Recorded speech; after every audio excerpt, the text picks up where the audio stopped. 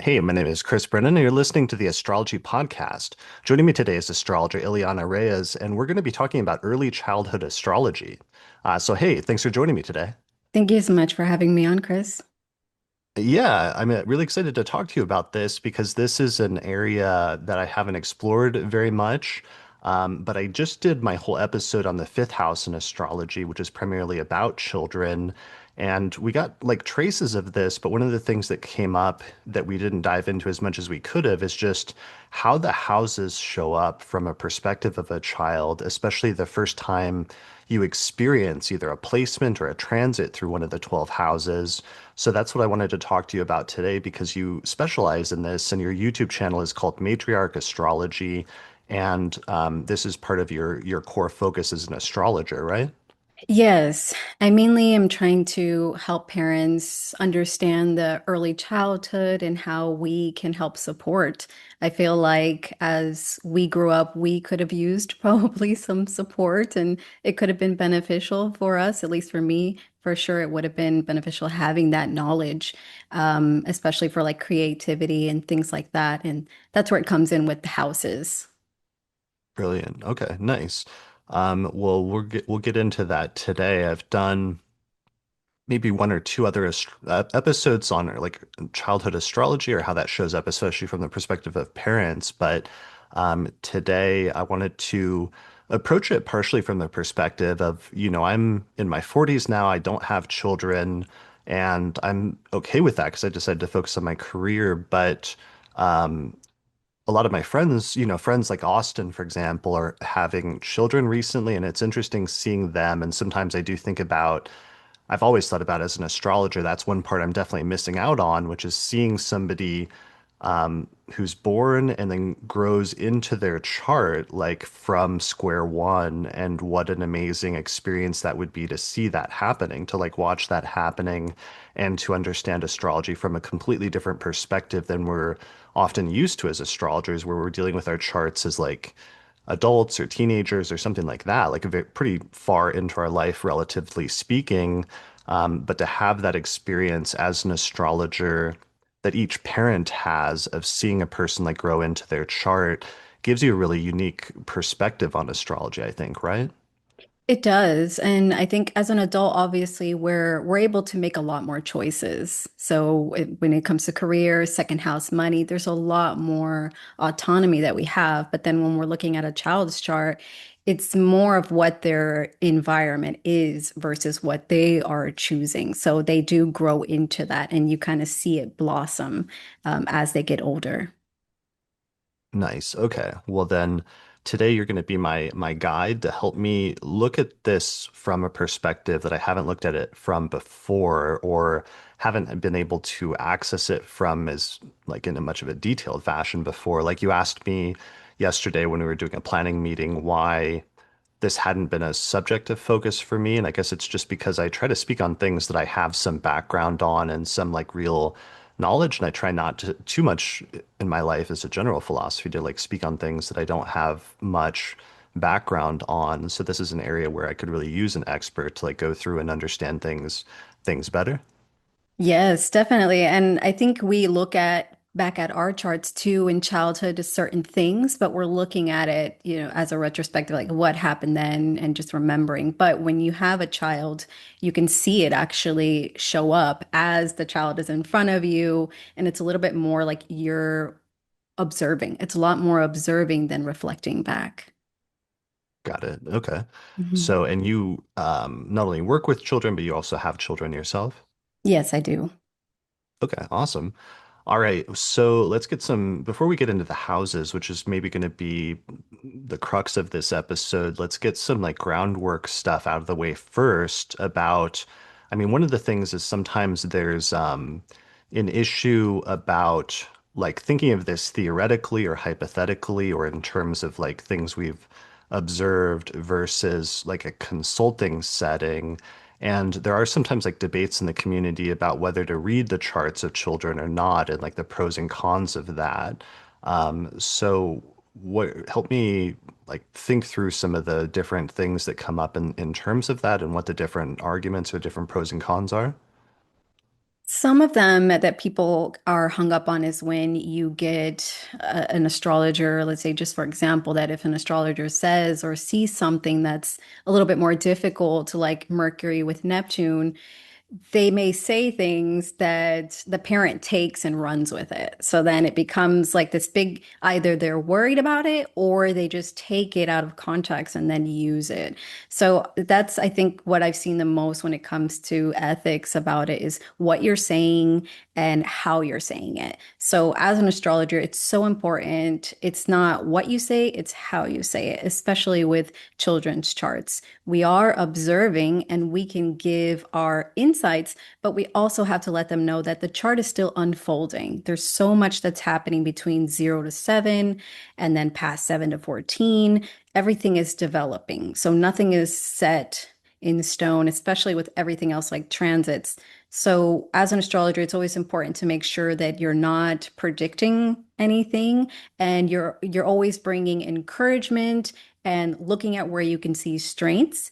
And then also, if you do see some type of struggle, just make sure that you're wording it in a way that you're offering, I would say, like insights, offering your perspective, and at least letting them know, hey, this is just my astrological take. If you see necessary, you can go on ahead and do other things like therapy services and stuff like that outside of any type of consultation. That way, it's not just this is the only thing and that's it. You have to give them other outlets as well. Got it. That makes sense. Yeah. So one of the tricky things is just is that parents, in terms of their interpretation of things or how it may hit them if they either like see something in a child's chart or are told something, may take it in a overly negative way, or you never want to be in a situation where it's like a self-fulfilling prophecy or something like that. Yeah, like if somebody, I think I saw an example of somebody saying, well, Mercury, Neptune could say that the child is deceitful. And then that could make the parent always feel like the child is lying. And we don't want anything to become weaponized. It's always important to look at also synastry, I believe, because you want to see first the parent, their overall energy, and then the child and putting them both into perspective. So with that, I think that's part of the ethics part is looking at both as opposed to just one. You might not be able to do that with every single parent, but I think that trying to push for that first would be better because that way you can get a little bit more insight on the parent by looking at the chart, speaking to them, and then comparing it together with the child. Got it. Okay. So yeah, so there's all sorts of different nuances and stuff about like ethics and applying things in practice and things to be careful of and other things like that. And one of the one of the questions I have about this that I always thought was interesting is that question of like the tabula rasa, like how much do we come in as a blank slate and then our personality is developed through, childhood conditioning and circumstances and things like that versus how much of it is already there, like from the start. And as astrologers, obviously, I would think, have an idea that things are not a completely blank slate from the start. But that is an interesting question in terms of the balance, in terms of the birth chart and how people grow into it early on, of how they have certain starting points and certain predispositions based on different placements versus there are actually like early experiences that people have that form and shape their personality in really significant ways. Yeah, I would see it as a landscape, kind of like a blank landscape. The chart is like a blank landscape that they have in the beginning. There might be a little bit of weather going on there. You have a tree and a mountain, and everybody has a different landscape. But what the child does with that, how they evolve with it, is what you see over time. They explore it on their own as they grow, and that's kind of like the houses. They explore each different part of the landscape. They may decide to build there or not, or explore this area or not, or these things happen in this area versus another. So I see it kind of like that, like a just a landscape that is already there set for them because of the chart, but how that turns out is based on their decisions and what happens as they grow. Got it. Okay, that makes sense. And that kind of takes it back to your example though with like the Mercury Neptune of that it could just indicate somebody that's highly creative and has like a highly creative imagination. And if brought up and like trained and like guided in a good way and an ethical way in order to channel that energy, could channel it into like creativity or creative writing or art or other things like that that could be really constructive so that that becomes a great example then of the importance of not and instilling in people of not giving into some sort of like fatalism or something that something inevitably has to be a certain way and therefore almost creating that as a side effect. Yes, and definitely I think too it's about planting seeds. So you can have two children that have the same Mercury, Neptune, and in the same sign, but one can do something one way, one can do something the other, and that's mainly that their environment. What were they taught? What did they see? What choices did they make? And I think that what we want to do is give those little seeds offer, with Neptune, let's say, just keep that example, offer, hey, creativity might be something that you want to offer. If they reject it, that's fine because we don't want to enforce it and say, because you have this, that means you have to be creative. But Mm. I think that it's kind of like offering a plate of possibilities for them to choose from and say, hey, you can try either or and see what they like, see what they gravitate towards. But offering it in the first place and setting those seeds can help, I guess, if they choose one, then that way it naturally grows. Right. That makes a lot of sense. Okay. Yeah. Um, are there any other things like that or basic things that we should touch base on in terms of the philosophy or the ethics? I mean, actually, you just mentioned something. I think that's so important. The two people, because that's been my answer that I've been formulating over the past several years that I think is important, which is you have the time twins scenario of, let's say you have two people that are born in the same hospital on the same day at the same time in the same location and functionally have the same chart or close to it. But then each of those people goes home to different families. And within each of those families, they have a web of different like synastry relationships with each parent or with siblings or grandparents or different things like that that are going to activate and accentuate the chart in different ways.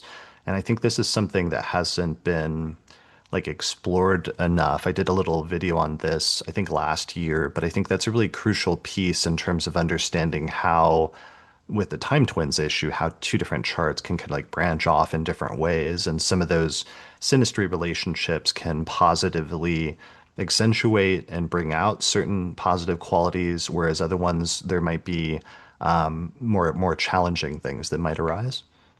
Right, because that is basically, if you think about it, it's basically the transits that were going on at the time for your parents, either the mother or the father, and it's like a snapshot of that transit during your birth. So then that Mm. energy is continued. That's the synastry.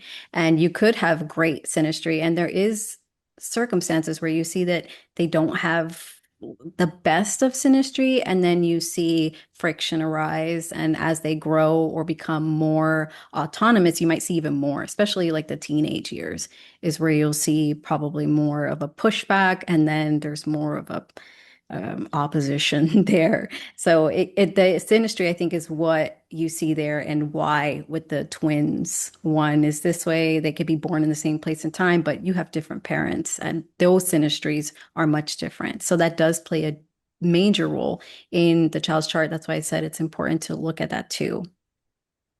That makes a lot of sense. Okay. So yeah, so it's like, some children are like their parents' permanent like Saturn return or Mhm. Jupiter return or Venus return or whatever that was that it was activating for the parent as a transit just kind of becomes a permanent evolving like walking talking transit for you. Yeah, like a theme that's continuous, or a Plutonian theme that kind of goes on in the relationship between the child and the mother. And that's why when you have many children and there's more than one, you see that they might have a relationship with one, and then with the other, it's completely different. But they're in the Mhm. same household. Yes, the charts are different, but you do see different relationships with different childs, and they experience the parents different, even though it's the same parent. Right. That's always super fascinating, like the different fourth house compositions of different siblings and like the one, let's say, a more positive placements and somebody, one of the siblings experiencing the parents in a more positive way for whatever reason versus like somebody, let's say that doesn't for fourth house or synastry or other reasons and has a completely different experience of the parents, even though they were in the same household. Right, yeah. And when you see repeating themes as well. So, for example, my mother also has an Aries moon, and I have an Aries moon. And sometimes you see that where there's a repeating theme, and then that ends up playing out. That's getting very deep there. But I mean, for me, we did experience that in my home where my relationship with my mother was not the same as my sister. It was like day and night. So I would attest to it with the moon in Aries and that playing out with me personally versus their synastry, which is a lot more harmonious versus Y- mine. Yeah, that's a whole fascinating area in and of itself is like intergenerational astrology and certain placements and certain signatures being handed over across generations, which is something astrologers see, which you pick up on like pretty quickly when you, because often astrologers will cast the charts for their family members is one of the early things we do when we get into astrology. And then you just start noticing these patterns repeating across generations. Like mine is like especially like a Scorpio sun pattern where it's like my mom's birthday is like 2 days after mine, and my father's birthday is like a week later, and my grandfather's birthday is like a few days after that. And it's just like handing down certain placements across generations. And that can be really fascinating to track as part of whatever the generational story is. Yeah, and some are here also to kind of change it too. I think that at least for me, what I've experienced personally is that is the case. Even though it's the same, there's a lot that I'm choosing to do very vastly differently. So that comes into play too. I guess I'm changing things up. Yeah, absolutely. Totally. Yeah.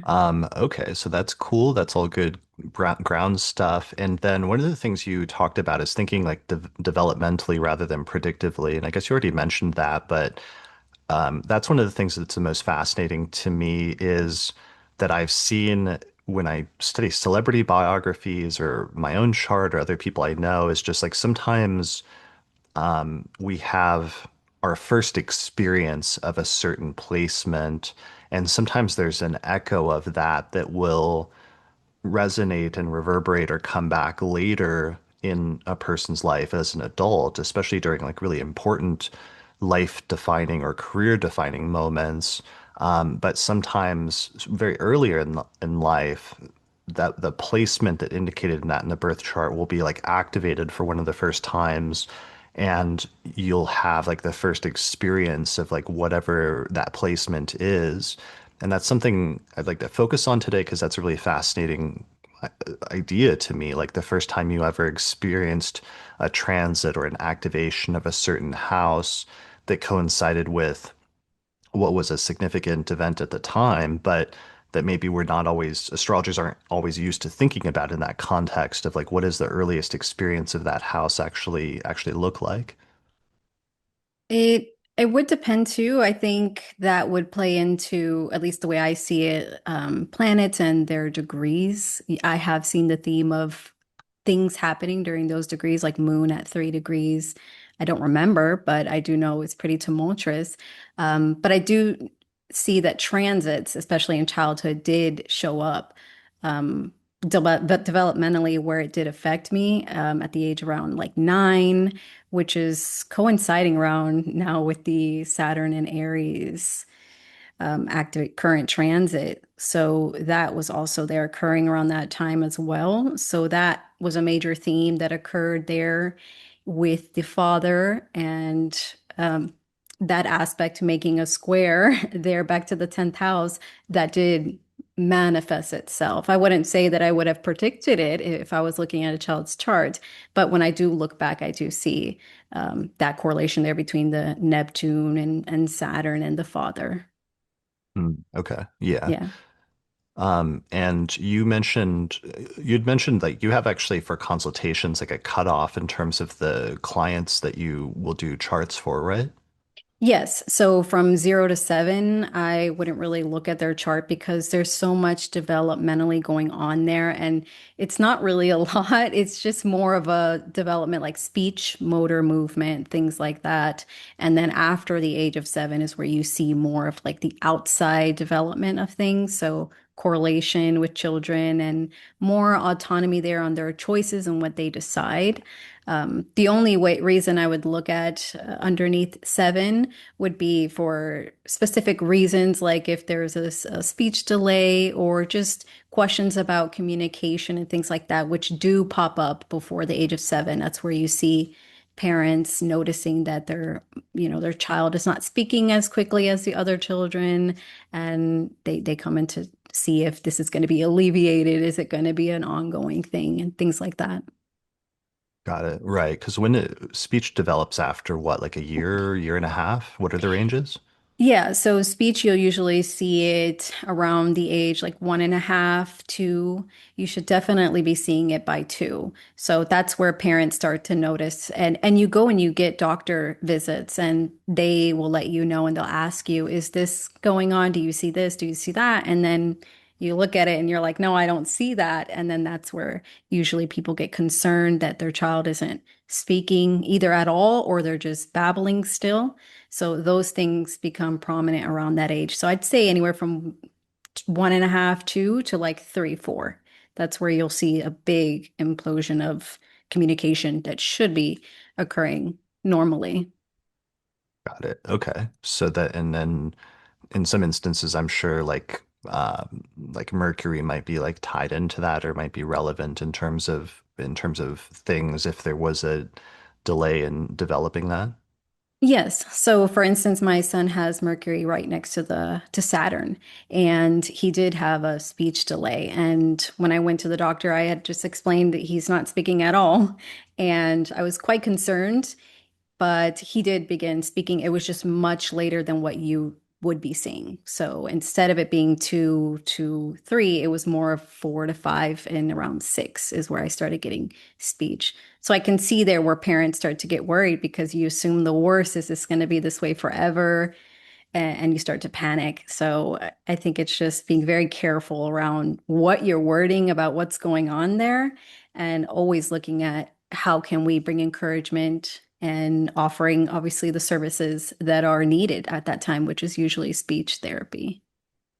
Nice. I love that because yeah, I have a Mercury Saturn conjunction and just grew up with a lot of reticence surrounding like speech and speaking in public and things like that, or self-consciousness and things like that. And I think you said you have a Mercury Saturn as well. And so it's interesting Mhm. how Mercury Saturn combinations can sometimes just indicate delays or sometimes challenges in speech and how that could just manifest in literally like a delay in not doing it as soon as other people.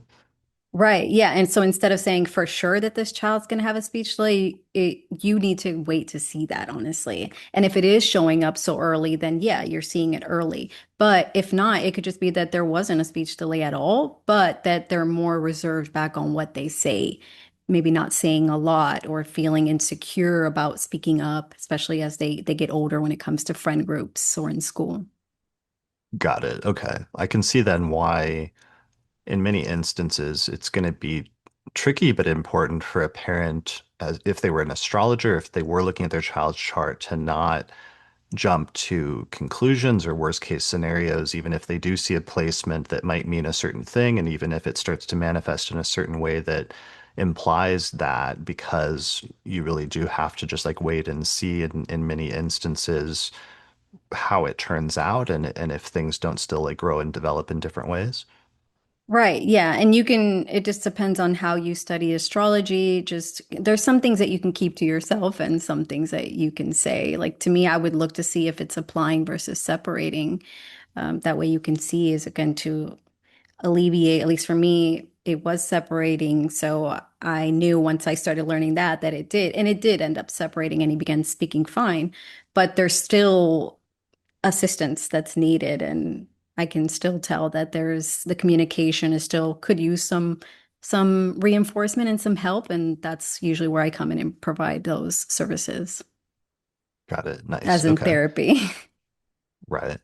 Mhm. Okay, that makes sense. Well, why don't we start talking about maybe some of the houses, unless there's any other preliminary stuff that we meant to mention. I'm not sure that there is, right? I don't think so. Okay, cool. Well, let's start with the first house. And I did a whole like big episode on the first house, part of my series, and talking about it connecting with both like the mind and the body and the physical appearance and the character as like the meeting point between the sky and the earth, and in ancient astrology, the meeting point between like the realm of the soul and the realm of the physical incarnation. So it's a really important house, the first house in the ascendant in terms of that. How does that show up from your perspective when it comes to the charts of children?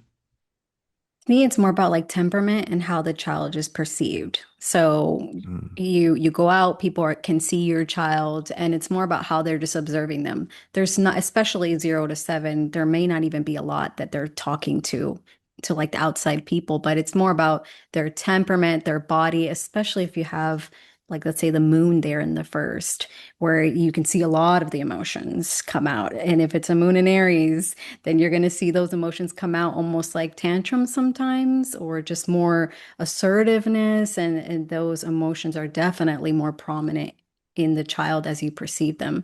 So it's more about like their energy level and things like that, based also on the sign that's there in the first house.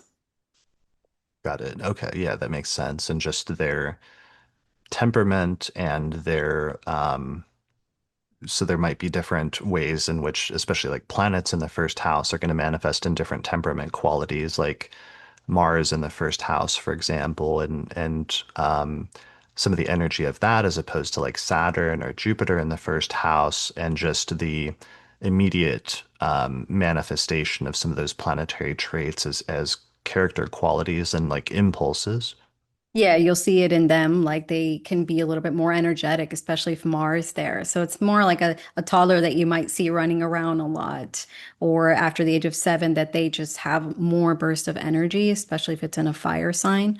Or you can have a child that's more reserved that people are just like, she's so quiet and she doesn't really say anything and hides away from grown-ups, more Hmm. shy and reserved, like Virgo or Pisces. I've seen that. So it's more about how they're being perceived because they're still not outwardly going out and talking to friends and being out in the world. It's more about where their parents are taking them and family members and things like that. So it's more personal, at Got it. least That those makes sense. experiences, yeah, at that age.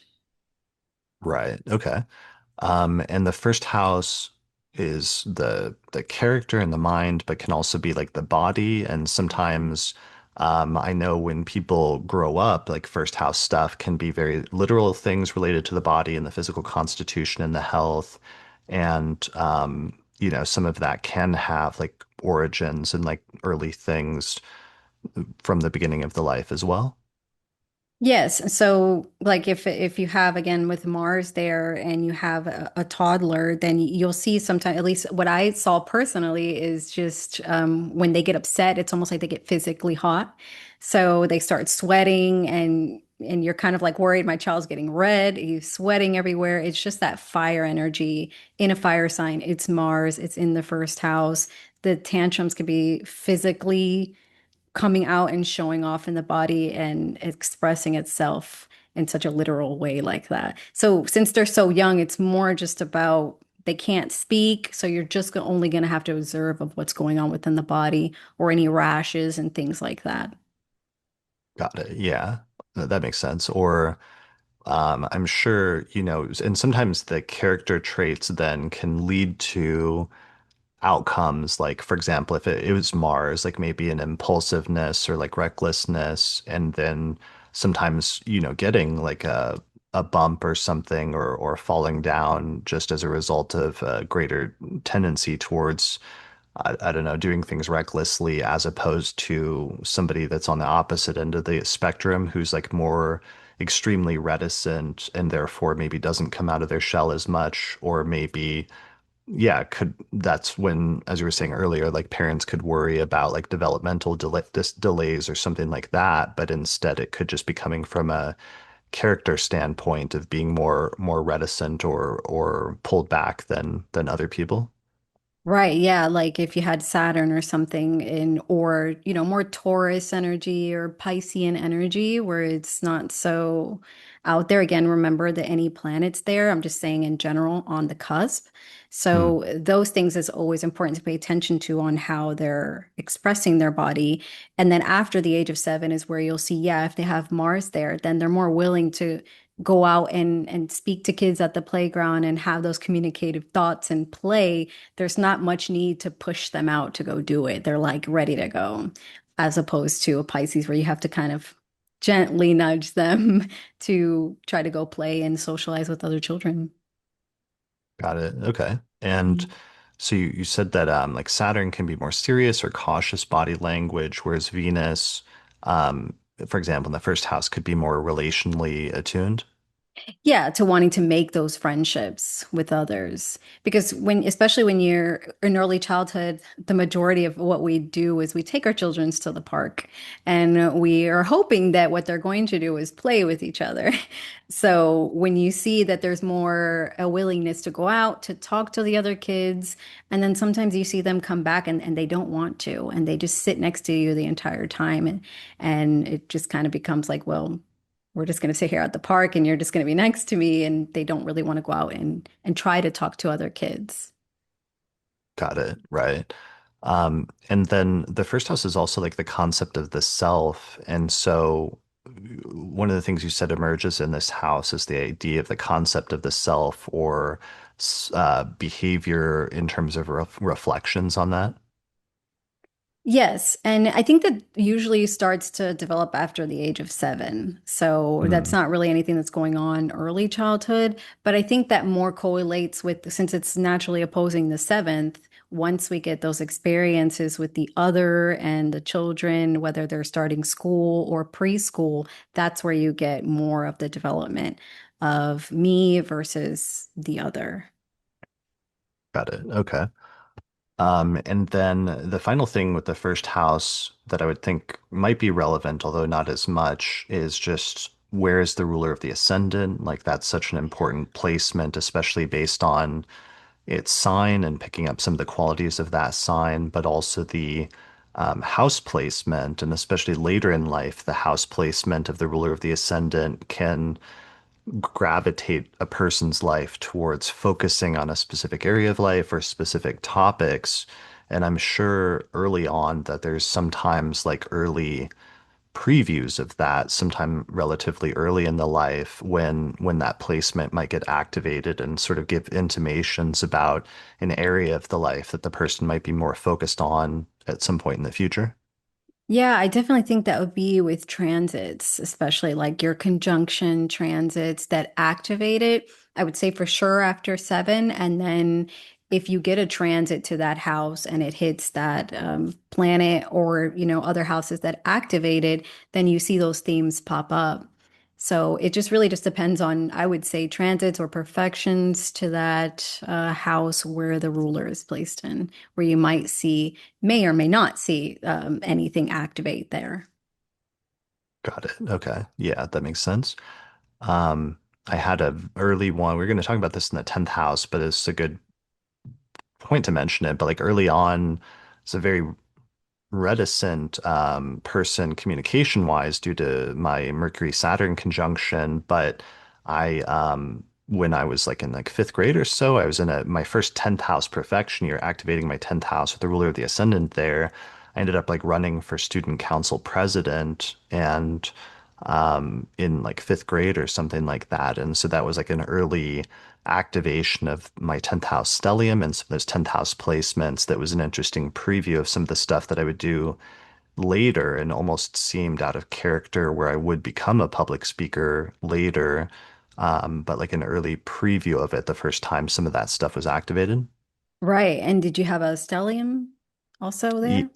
yeah, I've got a big Oh, okay. stellium in Scorpio in the 10th house of like the Sun, Saturn, Mercury, Pluto, South Node, and a couple other things. So it's like a packed part of my chart. So it made sense when I first started learning about perfections, like seeing that show up as my first 10th house perfection year when I'm only like what 9 years old or something like that. But nonetheless, it shows up as an early attempt to be involved in like leadership or being very public, like trying to be involved in student government and doing public speaking and other things like that.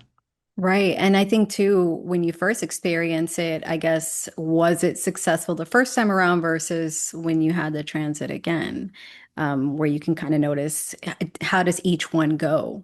In a sense, it's not that a child is unsuccessful at what they were trying to attempt, but the way you experienced it, was it more of a positive thing or more of a scary thing? And the second time around, was it any different or did you not see anything at all? Right. Yeah. I mean, I didn't win, but I think I became like vice president or ended up getting on the council or something like that. So it was like a setback, but still, semi-successful, which is like a good sort of day chart Saturn 10th house type experience and sort of set things up in a positive way, I think, for the future. Right. I love that. And you probably developed onto that. So that could have been a part of your development and there as a child and where you began to build on that. Right. Yeah, exactly. Yeah. Yeah. So, yeah, ruler of the ascendant. And then, of course, the planet that rules the ascendant is very important for character in addition to planets in the first house, because many people don't have planets in the first house. And even though those, if you do, those planets show up very visibly. But the planet that definitely shows up in terms of your character is like the ruler of the ascendant and what Mhm. sign and house placement it's in and everything else like that. Yes, definitely. And especially of how what planet that is. If it's Mars versus Venus, you could say the house, but usually you would want to just look at it, especially if there's any activations to it, because that's where you might see some of those themes pop up. Yeah, and oftentimes like the ruler of the ascendant, I see it as it's the planet that where more than any other planet is that which you bring about in your own life or that which arises from within you in some way. And that can be really important in different ways, where sometimes if it's like a positive planet, it's like positive things that the person brings about as a result of their own choices or volition. Whereas sometimes if it's a challenging planet, it can be challenging things that arise from within the person that they bring about through actions or choices. And sometimes layering that on top of things can be really important. And I would think would be relevant here in terms of helping to guide a child in a positive way in terms of how they take actions that bring about certain things in their life in a constructive fashion. Right, because as a child, they don't have much options. It's only based on what's available. For example, I have my ruler of the ascendant in the ninth in Sagittarius, and to me, it was I had to grow up in this religious home, and that was not my choice. But as I began to have my own autonomy, grew up, I can start questioning things on my own and make a decision to flip it over and change it entirely and choose something completely different. So since they're so young, it's more about circumstances they can't really change, but as you see them gain more autonomy, then they decide to make different choices and may decide to branch out and use that energy in the way that they want to use it. Got it. I love that. Yeah. Like, Yeah. for example, becoming an astrologer in your case. Yeah, becoming an astrologer, being more spiritual and just not completely just letting it go and not wanting to continue that type of religion or continue that area of life and having growing up with it and then making different choices, I think, even though it makes other people uncomfortable, it's still something that I choose on my own. Got it. Okay. That makes sense. Yeah, very Um, empowering. yeah, I love that. So is there anything else about the first house before we move on? No, I don't think so. Okay, cool. So let's go to the second house just briefly, where the second house is like, as an adult, is like money and resources and possessions. And it's interesting to me thinking about the first experience of like possessions and like things you have and things you like or things you own, and what that experience is like early on and how that could be formulative for some people. Yes, definitely. With the second, you see more, especially between 0 to 7. What you'll see mostly with this house is those possessions do come into place, but they're more about the things that they like. So food, comfort foods that they like, or some children tend to have like a certain object that they like, whether it's a blanket or some type of plushie that they refuse to let go of. It has to go everywhere. If you lose it, hopefully you can find something identical and that they don't notice. Or it could also be just the circumstances, at least after the age of 7, the parents' financial circumstances. Because again, a child's not really making any money. So it could just be the financial situation of the child and what they grew up experiencing. Because I've had people come to me, not a child's chart, but an adult that was a major theme for them, especially with planets there where they grew up seeing issues around money and worries about money, and everything was surrounded around money from very early on, and that imprinted on them. So now as adults, they put a big focus on being financially secure. Yeah, that makes a lot of sense. I had a client once, it was a couple and they were in their 80s, but he had like Saturn ruling the ascendant and it was in the second house in a night chart with a second house stellium. And he grew up during the Great Depression and his family was really, really poor. And like a common phrase was, that's all we have. And his wife said that he grew up and became financially successful and everything was okay, but that left a permanent imprint. And his wife said that he always still worried about money or had concerns and reticence surrounding it um, just because of that early childhood experience. So that makes a lot of sense. Yeah, definitely. And that's usually what I see most is this anxiety. I mean, I haven't seen much of happy stories when it comes to money. I mean, you have, but I just haven't experienced many. It's mainly usually just stress and anxiety, and then that ends up becoming something that they deal with. So I think that when you're looking at it, and if you see something that looks a little bit rocky, then just wording it in a way that just to make sure that we're not involving the child in as much as we can in that situation, or just giving them some autonomy based on the age. Like if they're much older, you can also see a child here that wants to make money. So back in the day, they used to do paper routes. Now I'm not really sure of any way of making money. There's no more newspapers. So it's just more about like maybe helping them learn how to save money and having a little piggy bank and things like that. Just doing it in a way that's healthy and not surrounding it with anxiety or lack. Right, like the Fisher Price, like baby's first crypto wallet or something like that. I'm sure we're not far behind that. Right, yeah. I mean, there's still piggy banks, and maybe even telling them, "Hey, you could do chores and earn some money that way." Just a safe way to gain money. And you'll see children that even though nothing's going on in the chart that indicates that the parents are struggling, they still want to make money for whatever reason because they like certain objects or certain things that they want to have. So in that case, you do want to give them a little bit of autonomy, but again, you have to really go based on age there on what you're going to allow them to do in order to make money and have a little piggy bank. Yeah, for sure. Well, I remember when I was growing up, we did like what was it? Like an ice cream stand or something like that, or like a lemonade stand, for example, like super young, and that was how like made some money in order to like go to the movies or get candy or something like that. Or like last month, I saw, for example, some girls had set up like a Girl Scout cookie thing in order to, fund their Girl Scout troop, which I'm sure for some people might be an early experience of like what it's like to make money and sell things and then have greater self-autonomy as a result of financial success or freedom, let's say. Yeah, definitely. And I think there's many different outlets that you'll see that pop up, especially again if you have planets there like the moon where there's this need or you see the emotional need there more with money or with not just money but also just an object where you'll see like that plushie or things that they don't want to let go of no matter how much they age. They still like that blanket and it goes Mm, on with them as they grow. that makes sense. I love that.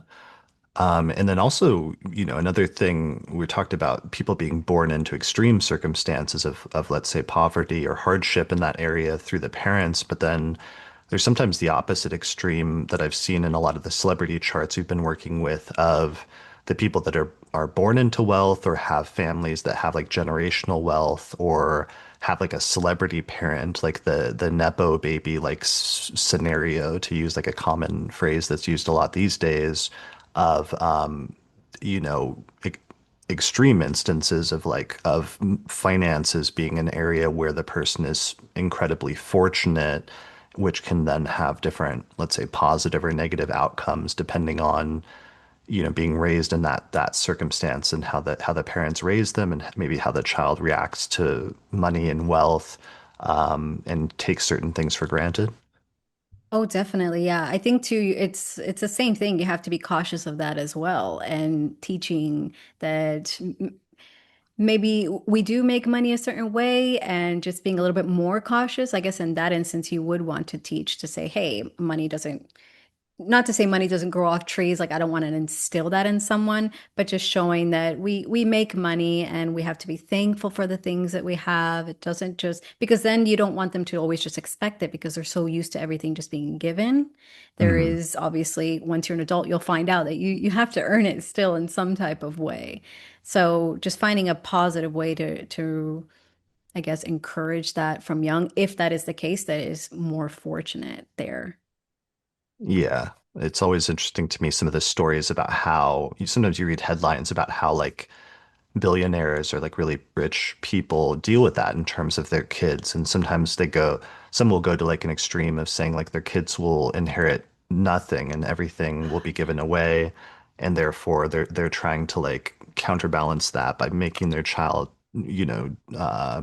work for their own living or what have you. But yeah, there's lots of different parent dynamics in different ways that can work out, which I'm sure there's often like indications for in the chart in different ways. Right, yeah. And that's why it's important to see the parents too as well and to see where their standpoint view is because it can be very different from even your own as the astrologer, and how you would see things is not how every single parent that you give a consultation with is going to see it. Yeah, absolutely. Okay, I think that's good for the second house. Let's move on to the third house, which we covered in a very long podcast episode a couple years ago about being the house of communication, siblings, extended relatives, short distance travel around your neighborhood, and also like neighbors in your neighborhood and the place in your immediate vicinity outside of your house, like your city in general, as being some of the core significations of the third house. Right. And in early childhood, that's where you see a lot of the mental development, as we mentioned earlier. So you see like the communication pop up. You do see siblings, especially if there's more than one in the house and there's a lot, or you have a stellium there. But it's a lot of going on because the child is learning to crawl, to walk, to speak. So it's a big impact, especially from 0 to 7, where I feel like that house and the ruler is so important to look at, and the aspects there because so much is developing so quickly. It's a very short time frame. And when you have a child, they so much happens in 1 year and then the next year. So it's a lot cramped in one house. I mean, obviously it's not the only house, but I feel like it's one of the very important ones for 0 to 7. That makes a lot of sense. Yeah. And how important the communication and like the first steps or like first walking or first like starting to crawl and become mobile and different things related to how quickly that happens or how smoothly that goes or if they run into any problems in terms of that and other things like that. Yeah, like the cognitive development and being very cautious on how you talk to them and how you almost, it's like you're teaching them. You're letting them know what's okay, what's not. They're going to test to see what's okay. So you have to be very cautious around this stage because you do want to imprint a lot of positive reinforcement, and it's a lot there more on the parent on the way that they're gonna there's not a lot that we can do in that instance as astrologers because we're not the parent. I mean, me personally, I can do stuff because I have the control of doing that and what I'm going to choose to do. But you can give, I guess the only thing you could really do is just give as much positive reinforcement on some good things you can do. But at the end of the day, it's really based on what they decide to do within that whole time period. It's pretty big space as well. Right, that makes sense. Or like sometimes the scenario you hear about of like a child picking up like curse words from a parent, for example, could be, I'm sure, an example of that in terms of placements and how that might work out. Right, yeah, and what they're taught, what they see, it's so much that they're taking in. So it's not just what you're teaching, it's also what's going on around, what they see in the home. Everything is really building and developing and then imprinting. So it's not something that you can be perfect and say you're going to do a perfect job. And I think that it's very important to tell parents that just try your best because you're not going to be able to control every single thing that occurs every single day. That's not really realistic. Yeah, that makes a lot of sense. Um, it's making me remember there was like one instance I think we talked about in the third house episode where a child grew up in like a bilingual household and that ended up being an asset for them later in life, but that like at least ability to speak different languages or had two different like cultural sides of their family was something that really imprinted them early on. Or another one think it was like Rami Malek had like a speech impediment early on, but it was something he worked on and overcome, and then became like this amazing actor, like an Oscar award-winning actor. But that tied in with his career later. So there's like lots of different threads that sort of come into play here, especially if the third house is emphasized for some reason in a really notable way. Right. Yeah. And you'll see, I mean, after seven is where you see more of those outward themes of they have a little bit more choice, not as much, but it's still more than when you get past seven, you're dealing more than with school and other, the teacher environment. And that's where we're leaning in more towards the learning. And the relationships also with the siblings can impact as well. For example, if you had Mars there and it is in Aries, there might be some arguments or combativeness between siblings there because it's a little bit more amped up. And then you also want to navigate and help because usually what I see is some reassurance or help that's needed in school. So it's usually when people are worried that their child is not able to keep up with the classroom environment, with the teachers, and how education is being provided, which unfortunately we also don't have a lot of say in how the education system is ran. And what you can provide really just depends on finances because private schools and things like that, it's none of them are really free, unfortunately. So we as adults don't even have much say on that either. So we have to help parents find ways on how they can assist if they can financially, then offer those type of things like a Waldorf school, Montessori, things like that, that might be more beneficial for the child based on third house ruler and things like that. Right. Yeah. So that's a really crucial piece that was coming up strongly in the third house episode, which is just how much early childhood education really does show up in the third house, especially like kindergarten through 12th grade here in the US, which is, primary school, and how some of the experiences that people had then can really be foundational and can imprint them in really significant ways, either for better or sometimes for worse, if there's a challenging experience in that early foundational time of life. Yeah, I mean, for me, it was very imprinting for me because I began to then believe that I just wasn't smart enough just because of what was imprinted continuously through elementary, middle, and high school. I couldn't keep up with the fast paced of if you get it, you got it, and if you don't, we're on to the next. And with my Mercury Saturn, because Mercury rules the third, I needed things to be much slower. And I needed time to really analyze and digest what I'm getting. But in the school system, you're not getting that. So you just end up falling behind. And if there's no parents that are supporting that at home or giving you extra support, then you're just kind of left there. And I think that if you see that, at least that's a great thing to see if you're an astrologer and you're doing a consultation, because you can say, hey, there might be some support that will be needed, and maybe offering different schools if that's financially available. If not, then tutoring and things like that. But I think it's important to let them be aware of that possibility because then it's not like they're thinking, oh, something's wrong intellectually with my child. They're just not smart. At least that was the way I was perceived by my parents as not being smart. And there was a lot of expectation, and I just couldn't meet that. I couldn't meet the bar. Sure, yeah, that just that somebody might exp have more challenges in early schooling for different reasons, and there's Yeah. like a wide variety of different reasons for that, as opposed to, other people that have great success in like primary school, and that's like, there's some people, there's a classic case of like the people where that's like the best part of their life, or let's say like the cliche of like the person who like peaked in high school and then always like looks back to that as like a great time in their life for something reason for some reason, let's say as a cliche. Yes, definitely. And I've heard of that. And that's just mine because I don't want to say that if Saturn's there making any type of aspect to the rule of your third, that that's going to be the case for your child. It's more just you have to look at everything. Different planets are going to bring in different flavors, and it could have manifested differently if somebody else had Mercury. Saturn there. Maybe they did great, but then they might have still felt that pressure to like they always had to meet the bar. And although they Mhm. did meet it, there was kind of like this pressure there. Got it. Yeah, that Yeah. makes sense.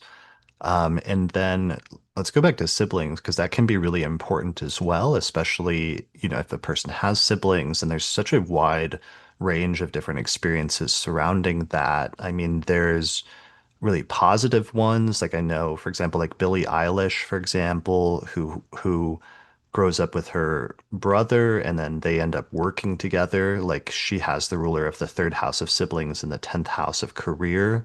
And Oh, her brother ended up writing music together and becoming famous and like winning Oscars and stuff like that together. Um, Versus there can be sometimes be really like toxic sibling relationships that are more tricky, like the Menendez brothers, for example. I think one of them has like a stellium in the third house, but there's a lot of like challenging things to get there in terms of yeah, different relationship dynamics, for example. yeah, definitely. And you would look to, if you have it, to look at the synastry between the siblings. But even there, like, you can get a lot out of the third house by seeing the ruler and then again planets there. Because if you had the moon there in Cancer, they might feel very nurturing towards their sibling, or they might feel like they're a second mother to the sibling for whatever reason, or just feel a lot of emotions, or like they have to nurture and care for. So the sign on there and then any planets there is going to flavor that relationship dynamic. Or where you might see Mars, there might be some combativeness there with siblings that can be only in early childhood, or it could still go on to adulthood. It's because sibling relationships, you still have them as you grow up. It's almost like it's your best friend that you continue to have, but you can have falling outs, and that does occur in sibling relationships. I have them, so I've experienced that very well. Yeah, for sure. And that can change at different points over the course of the life, which is one of the interesting things, or it can stay the same because some things yeah, but so yeah, it's just interesting to think about the full range and how that can impact things relatively early on during that foundational phase. And then the last thing about the third house is like that we noticed was really important is just the idea of mobility and short distance travel. And we've talked about like walking and things like that and crawling early on, but also having the experience of mobility and being able to like, let's say, learning how to ride a bike, for example, can sometimes be an experience that somebody has or like a transit that somebody has relatively early on, or I don't know, like riding around on a skateboard or roller skates or other things like that. And the experience of like exploring your neighborhood and your immediate environment. I don't know if I don't know if that's changed at all, but for me, at least, like millennials, that was like a foundational, like important early experience of like freedom is like the ability to move around your third house, like neighborhood and like local environment And I'm sure that that's more important for some people and less important for others, but that's also probably something that's reflected in the chart in different ways. Yeah, like if you're looking at earlier childhood, it could be also indicated of the parent and where they're taking you. Do they take you to many classes, or are they always on the move, so you're always going places with them? Because I do know parents that like to always be out and social and take their kids to many different little small events. And then you got the other side where, let's say they're 7 and up and they live in a neighborhood. And yeah, as millennials, we were always out riding scooters, riding bikes. And that's where we got to do a lot of our socializing, was when it wasn't really in school. I mean, it was in school too, but it was mainly out in the neighborhood. Like it was the most fun thing to do because you're out socializing, you're playing games, you're strategizing. There's a lot going on out there. At least the way I grew up, I did have the neighborhood and a lot of kids out. So that kind of like help expand and where you see those relationships come in with others. That's more seventh house, but that communication and a lot of the movement and riding bikes and things like that. Yeah. And one of the things we realized in the third house episode is that in modern astrology, we're used to only thinking of the 11th house as having to do with friends, but in ancient astrology, the third house had to do with friends as well, like the other sextile to the ascendant. And part of the reason for that is like oftentimes a lot of your early friends end up being the people that you grew up with in your neighborhood that were just like who is available in your immediate environment, like not too far from your house. And I think that's still relevant and comes up in sometimes in very interesting ways if there's something distinctive about that in the child's life. Like, for example, Matt Damon and Ben Affleck were first introduced because their mothers knew each other and they lived in the same neighborhood, and their mothers like introduced them on a play date or something like that. And then they became friends eventually and then grew up and started writing, scripts together and became famous, like winning an Oscar for Good Will Hunting, which they wrote when they were in their early 20s or something like that. Definitely, yeah, and that makes me think too of just the how much autonomy develops when you look at past seven versus the earlier one. Because again, you don't really choose your neighborhood. It's more like those are the kids that are outside available to play with. You can't really go off to other neighborhoods. You have to just deal with what's there. And sometimes it's not as great where they don't get along with you or they don't like you for whatever reason. And it could feel a little bit more isolating. I mean, I've experienced both sides of it, where I would go to my grandmother's and those kids didn't want to play with me, so I just felt more isolated there versus at home in that neighborhood. So yeah, it's more about there's no choice. This is what's here available, and then once you get older, you get more choices on who you decide to make your friend, and if you decide to talk to them or not, and you get to go out and expand further to make those connections. That makes sense. Maybe that has to do just thinking with like the first house, you go downwards, like into the part in the bottom half of the chart, which is the realm in the ancient planetary joys scheme that has to do with the moon and the lunar sect. And so maybe there is an element of that, which is more initially in life, at least the circumstances that you sort of have early in life that are more outside of your control than in your control. And that's true in the first like six houses until eventually you get to the seventh, and then it goes above the horizon to the land that the area that has to do with the sun and the spirit, which is more volitional and choice oriented. And then you get to like the 11th house, which might be the friends in some instances that you choose to be friends with or choose not to. Right. Would imperfections also do that? Yeah, that's true. Yeah, Perfections in like the that's kind of like first a several years. correlation. Right. Yeah, I found that's interesting. I like that. That's good. Yeah. All right. We're finding stuff. I know we're getting stuck on this house, but just to mention, you mentioned like grandparents, and I think that's also really important. We were having debates about like what house grandparents should be and whether it's a fourth or third house things, because there's different traditional precedents and there's different conceptual precedents. But I'd been leaning more to the third house and seeing it show up sometimes strongly in the third house, in addition to other extended family like cousins or aunts or uncles and other things like that. But grandparents sometimes in the third house as being the house that comes before the fourth house, which is the parents proper. And then you get the fifth house, which is the native's children. So it creates this sequence where it's like grandparents, third house, parents, fourth house, children, fifth house. And there's different ways of approaching that. So we don't have to get into that. But I just wanted to mention that briefly because sometimes, let's say if a third house is important, sometimes the grandparent relationship can be much more important in a person's life for some reason than for other people. Yeah, I was just pulling up real quick because I wanted to verify, but there could be also a child that decides to continue some type of lineage from the grandparent, which is quite Mm. odd. It's not always the case, but at least for me, my son has already stated that he wants to be a doctor. He's so young. He's only 8, so obviously that can subject to change. But the reason has said that is because his grandfather was a doctor, and then that's like a 4 generation thing of doctor, doctor, doctor, doctor, Mhm. and that correlation there with the his son is there in the third, um, where he has already stated that that's something he wants to do as some type of mission. Again, I take it with a grain of salt because it's so young, but I just find it quite interesting there with the sun there and just it's Virgo. You know, it makes me think doctor and already making this statement just because of the grandfather. And every time he would talk to the grandfather and ask him, what do you do? And you're a doctor and you help people. I want to help people. And there's a big emphasis there on wanting to help people, but that's because of the grandfather, at least from what I've made the connection.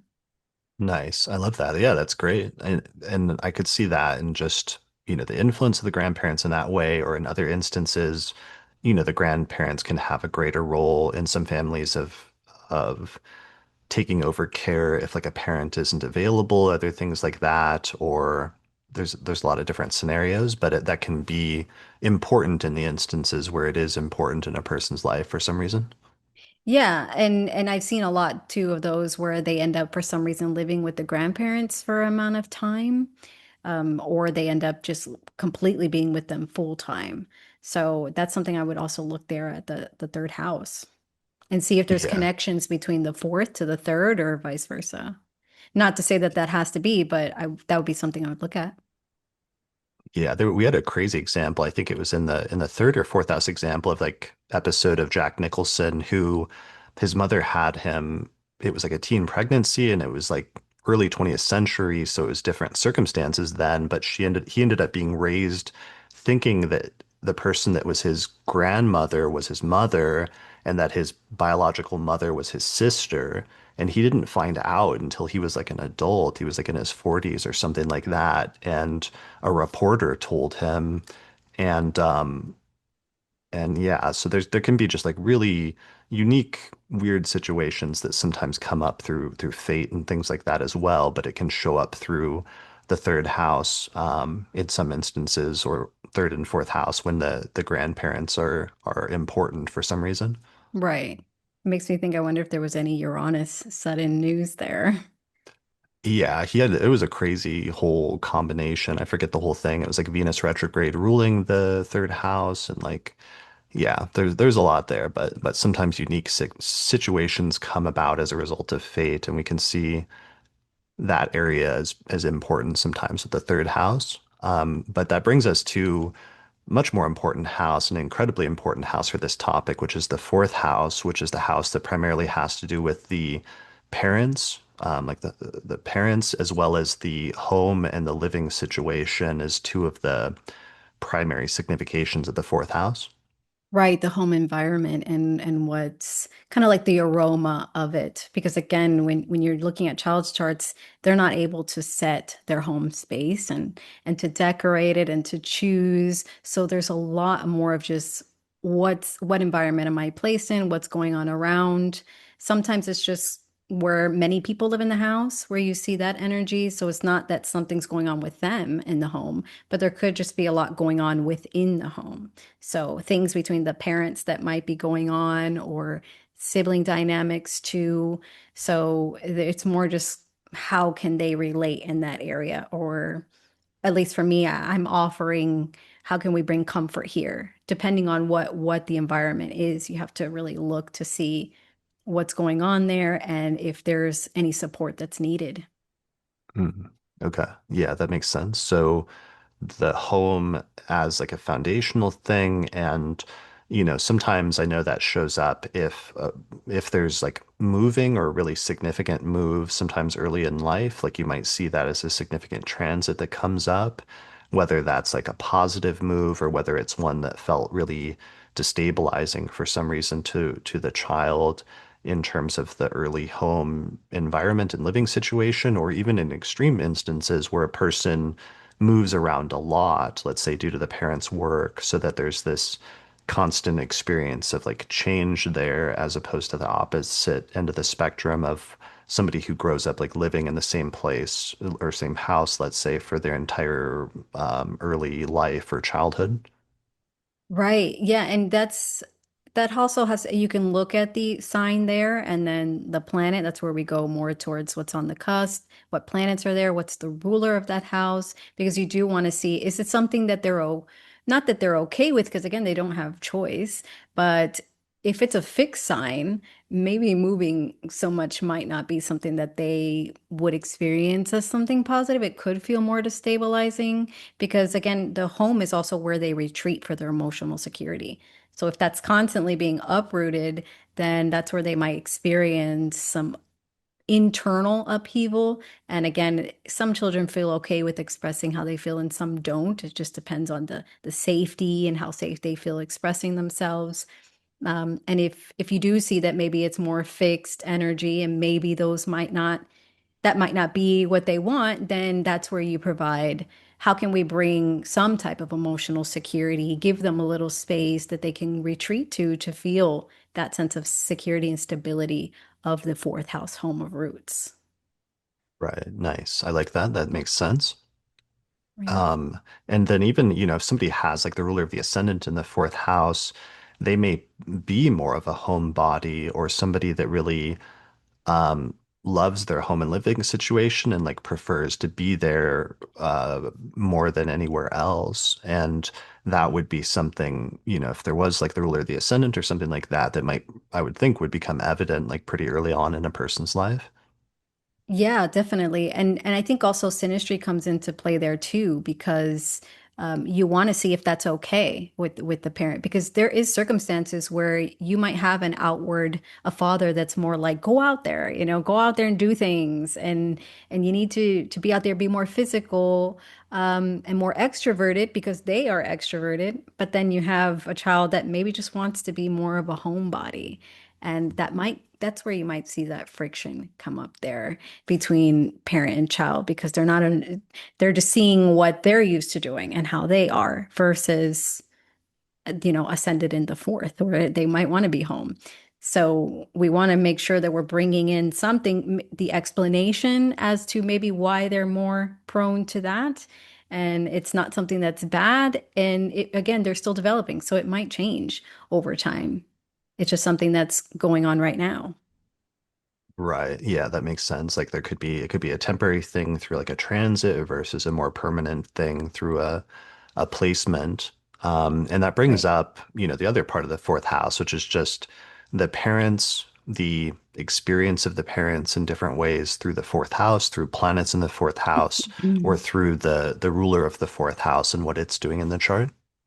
Right. Yeah, they're like the authority figures on the parental roles. You see a lot of that there because you've got the opposing 10th house. And to me at least, MCIC is not always there, but if it is there, then it's even more emphasis there on the parental roles. You might have one that's more authoritative, one that's more lenient, both that are more authoritative, and how that impacts the child. That's all going to come into play. Yeah, I did an episode with Palace Augustine in November about the IC as it floats around and falls in different whole sign houses, and it was really clear that both like the fourth whole sign house was relevant for parents and home and living situation, but then the IC was also relevant as a secondary indicator that could float around different parts of the chart and fall in different whole sign houses, and then import those fourth house significations of home and parents into different whole sign houses, like the third house or the fifth house, for example. Yeah, where you see those themes pop up for some reason there. Like if you said the third, then that might have to do something there with the communication. And yeah, I think you just go by basis on what you're seeing. Yeah, yeah, for sure.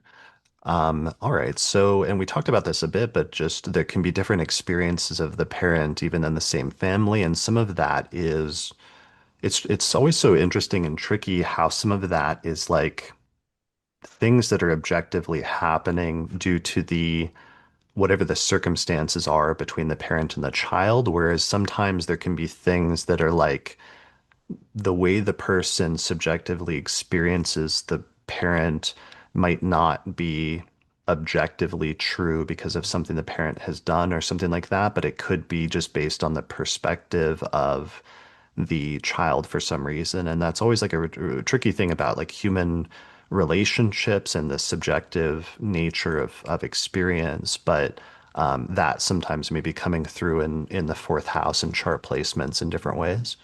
Yeah, definitely. And you can see the extremes of both sides. Like usually if it's so negative, if it's negative, you probably won't see it pop up. I mean, they might not be coming to you for a chart reading. But it's more about to in finding a way to bring some balance between two different people because the mother or the father or whoever is in charge there, who are the authority figures in the home can have very two different ways of doing things. And I think it is hard when you're trying to have a consultation with people who see things very differently, and we're trying to merge it together to help the child. So it's a very big balancing act there, and there does need to be also compromise there, and how willing they're going to be to compromise on their ways. Okay, yeah. Yeah, well, and sometimes like a let's say a Saturn placement might be an experience of a parent who's distant or cold for some reason.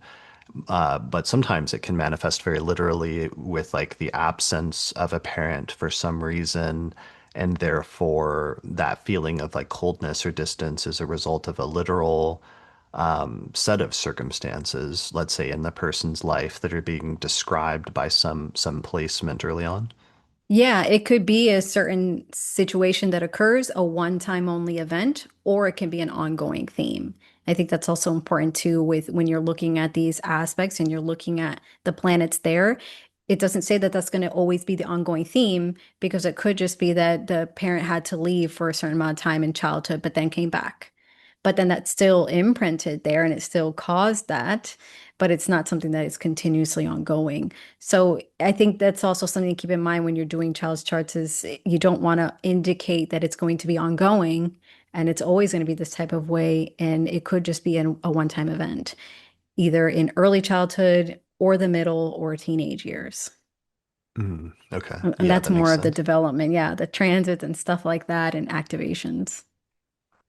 Got it. Okay. So yeah, so things that you were writing down for the fourth house are like emotional climate, the stability or instability, the feeling tone of home, and other things like that, which can also be like really positive. I mean, some in some circumstances with like, positive and supportive placements there can just be a very positive experience of parents or positive experience of home and living situation where for some people that's like the best part of their life for some reason in different ways.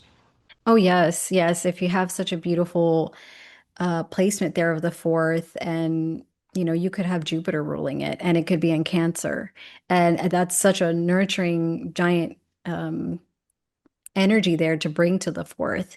So, I mean, I would emphasize on that and bring in more of that goodness, accentuate that as a kind of like I want to be careful with the word like gift or just something that is provided there. And it's something that is quite lucky, at least to me, from my own personal experience and how to just let the person know, like, hey, this is great energy here, and what else could we provide and stuff like that. Just be careful not to overindulge, at least, of course, on any of the the topics. Right. But Yeah. those are fun to see. Yeah, for sure. And then the last thing is it really is your roots and your foundations. The fourth house is something I talked about a lot recently in the fourth house series.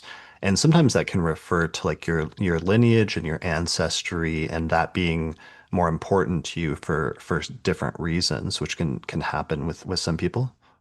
Yeah, usually they end up discovering that much, probably around like 12. I mean, that's usually where they start to reference it, or it becomes some type of major theme for them, and more as they grow older. Because I guess when they're much younger, it's more just kind of what's around, but then they start to reflect on it as they get older, and then they reference back to it. Or there's a big attachment there to some type of traditional theme or ancestral theme that people do in the house and things like that that they want to continue doing.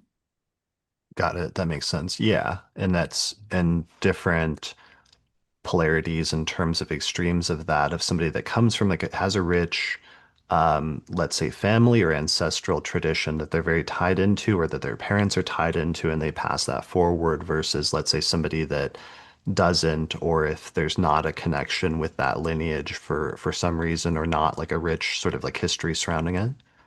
Yeah, or they could just build their own. It's also too, I feel like building your own or starting your own new lineage, or Mm, your own new way of how you're going to create these roots.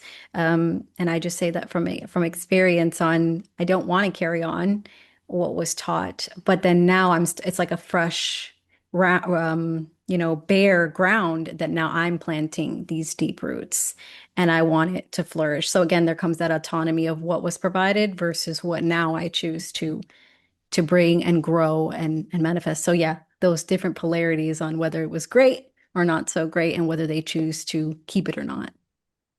yeah, that makes a lot of sense. And like I could think like Uranus, for example, in the fourth could be somebody that really wants to break free of some things related to the fourth house and their parents or their lineage or things like that, and to do things in a way that is completely different or that might look even weird to like the parents or be a sense of tension, but um, is connected with like feelings of authenticity and liberation and freedom for the person who has that placement. Yeah, yeah, and I that's definitely yeah, that's something that they'll whatever happens via transit or something like that, or something that they just begin to acknowledge as they gain more autonomy and are able to make their own choices. I would definitely see Uranus there as someone that wants to just break out and do something completely different and be okay with it too. Some people might not. Right. Well, and that's going to become hugely important, obviously, also when a person starts moving into the teenage years and everybody starts having certain transits around that time that are like the same generationally that can indicate some of that stuff. But it's like some people might go into, let's say, having fourth house transits that are more tricky, like a Uranus transit through the fourth house, and they might be wanting more like freedom and liberation when it comes to the relationship with the parents, or let's say like Saturn goes through there and maybe they start feeling more distance or more coldness for some reason versus other transits where maybe that transition is a little bit smoother. And it's interesting thinking about that as a developmental stage at some point, moving from childhood into the teenage years and how that relationship goes in terms of the relationship with the parents. Right, because you also have to think of the chart itself, and then you're looking at transits. But if the bottom is, not so heavy or full, or you have a lot of transits happening on different areas, then you're not going to get much of action there, I'd say. It's more when you have a lot of transits that go on, especially during early childhood, that may be conjuncting planets there or the ruler of that house. And sometimes you don't always get that, with every chart. So it just really depends on the chart itself. Yeah, that makes sense. Yeah. All right. I know we're running out of time, so we should start going through some of the houses over the next 30 minutes or so here. Yeah. Let's move on to the fifth house. How does the fifth house show up from the perspective of like early childhood experiences? Oh, I love Fifth House. It's one of my favorites. Fifth House is their creativity. So, in early childhood, creativity is a way to help children explore and learn and just expand.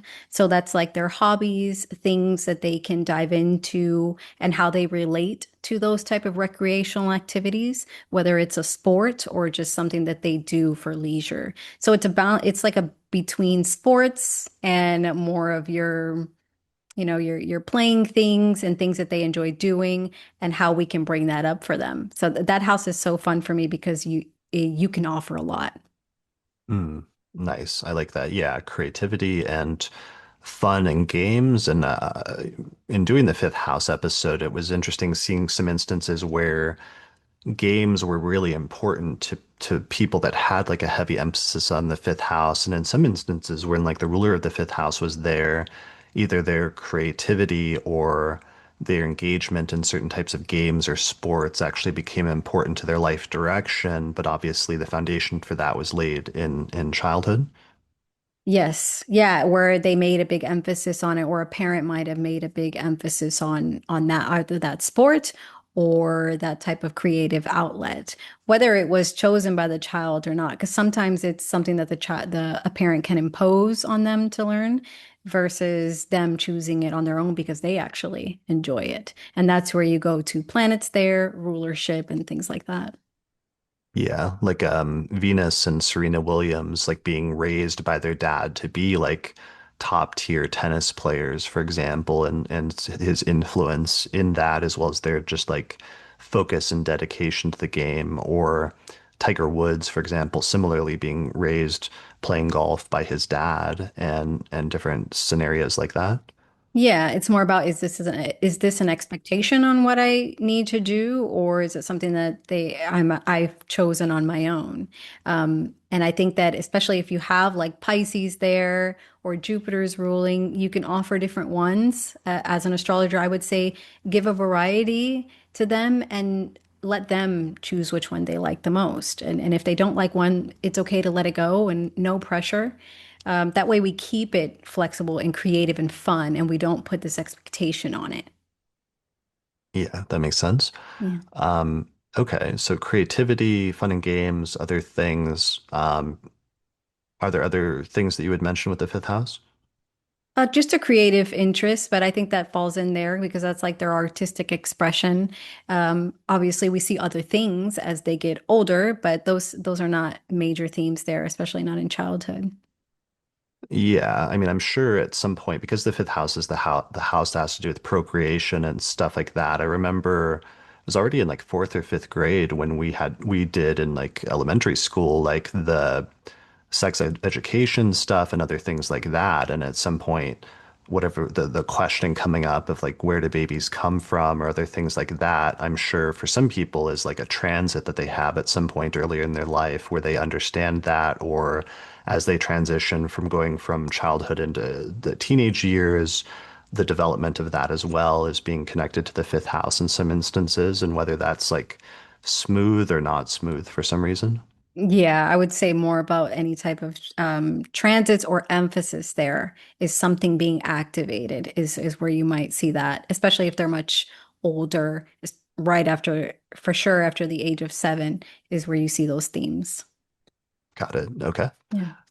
All right, so that's the fifth house. And then, well, there's one last thing there though, is like I remember like being some people grow up relatively early on having a feeling of wanting to be parents or wanting to have children someday when they grow up.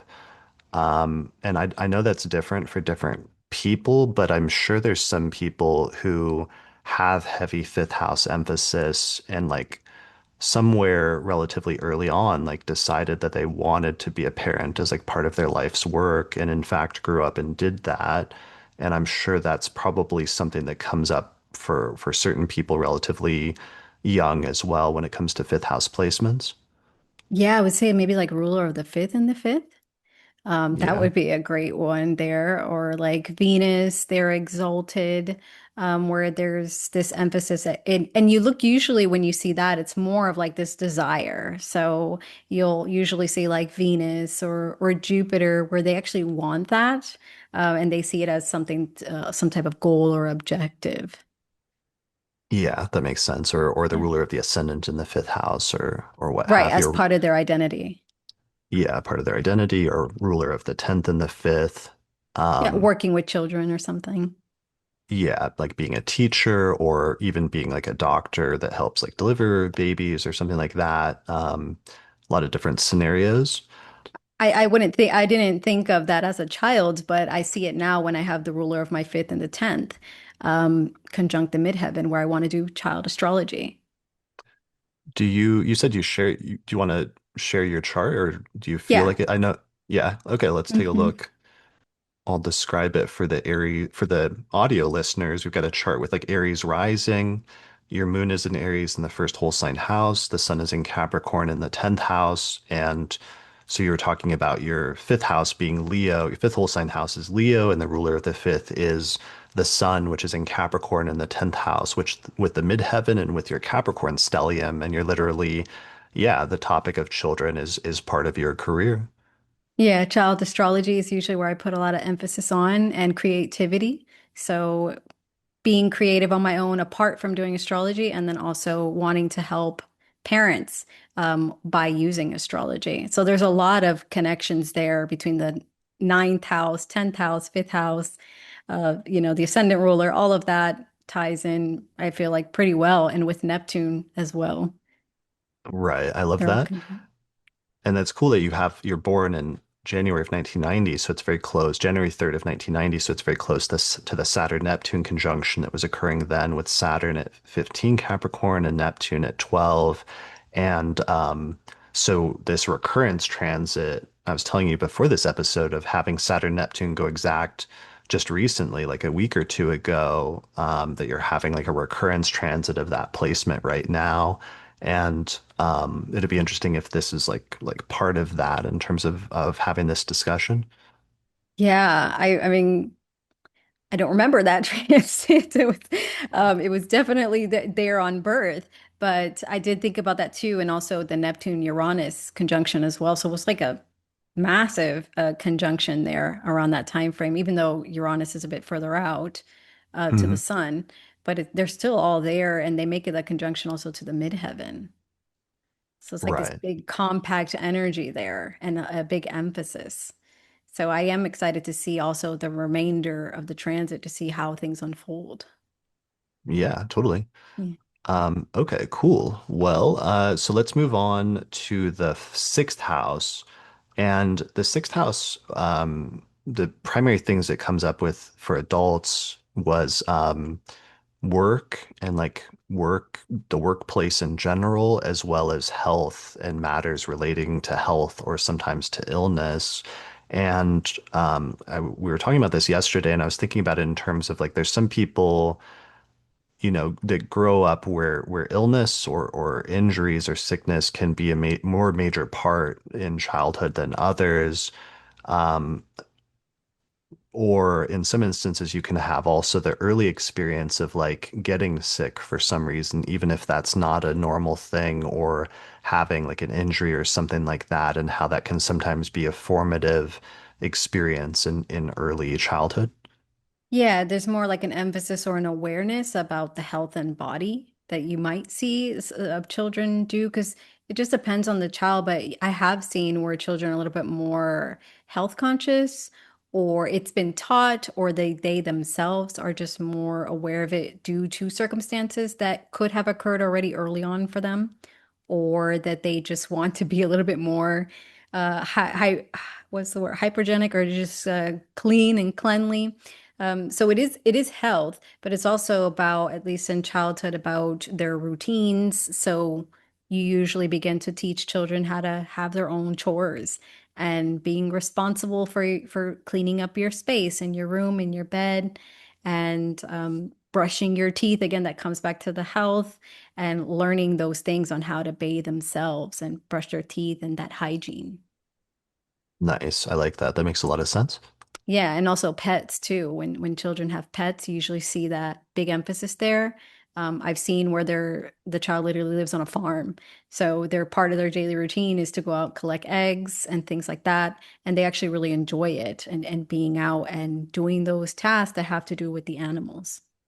Nice. I love that. Yeah, because that can be really formative and really important and more important for others, especially if there's an early foundational experience of that with animals or with pets. And then for some people, they'll grow up and make that part of their future in some way.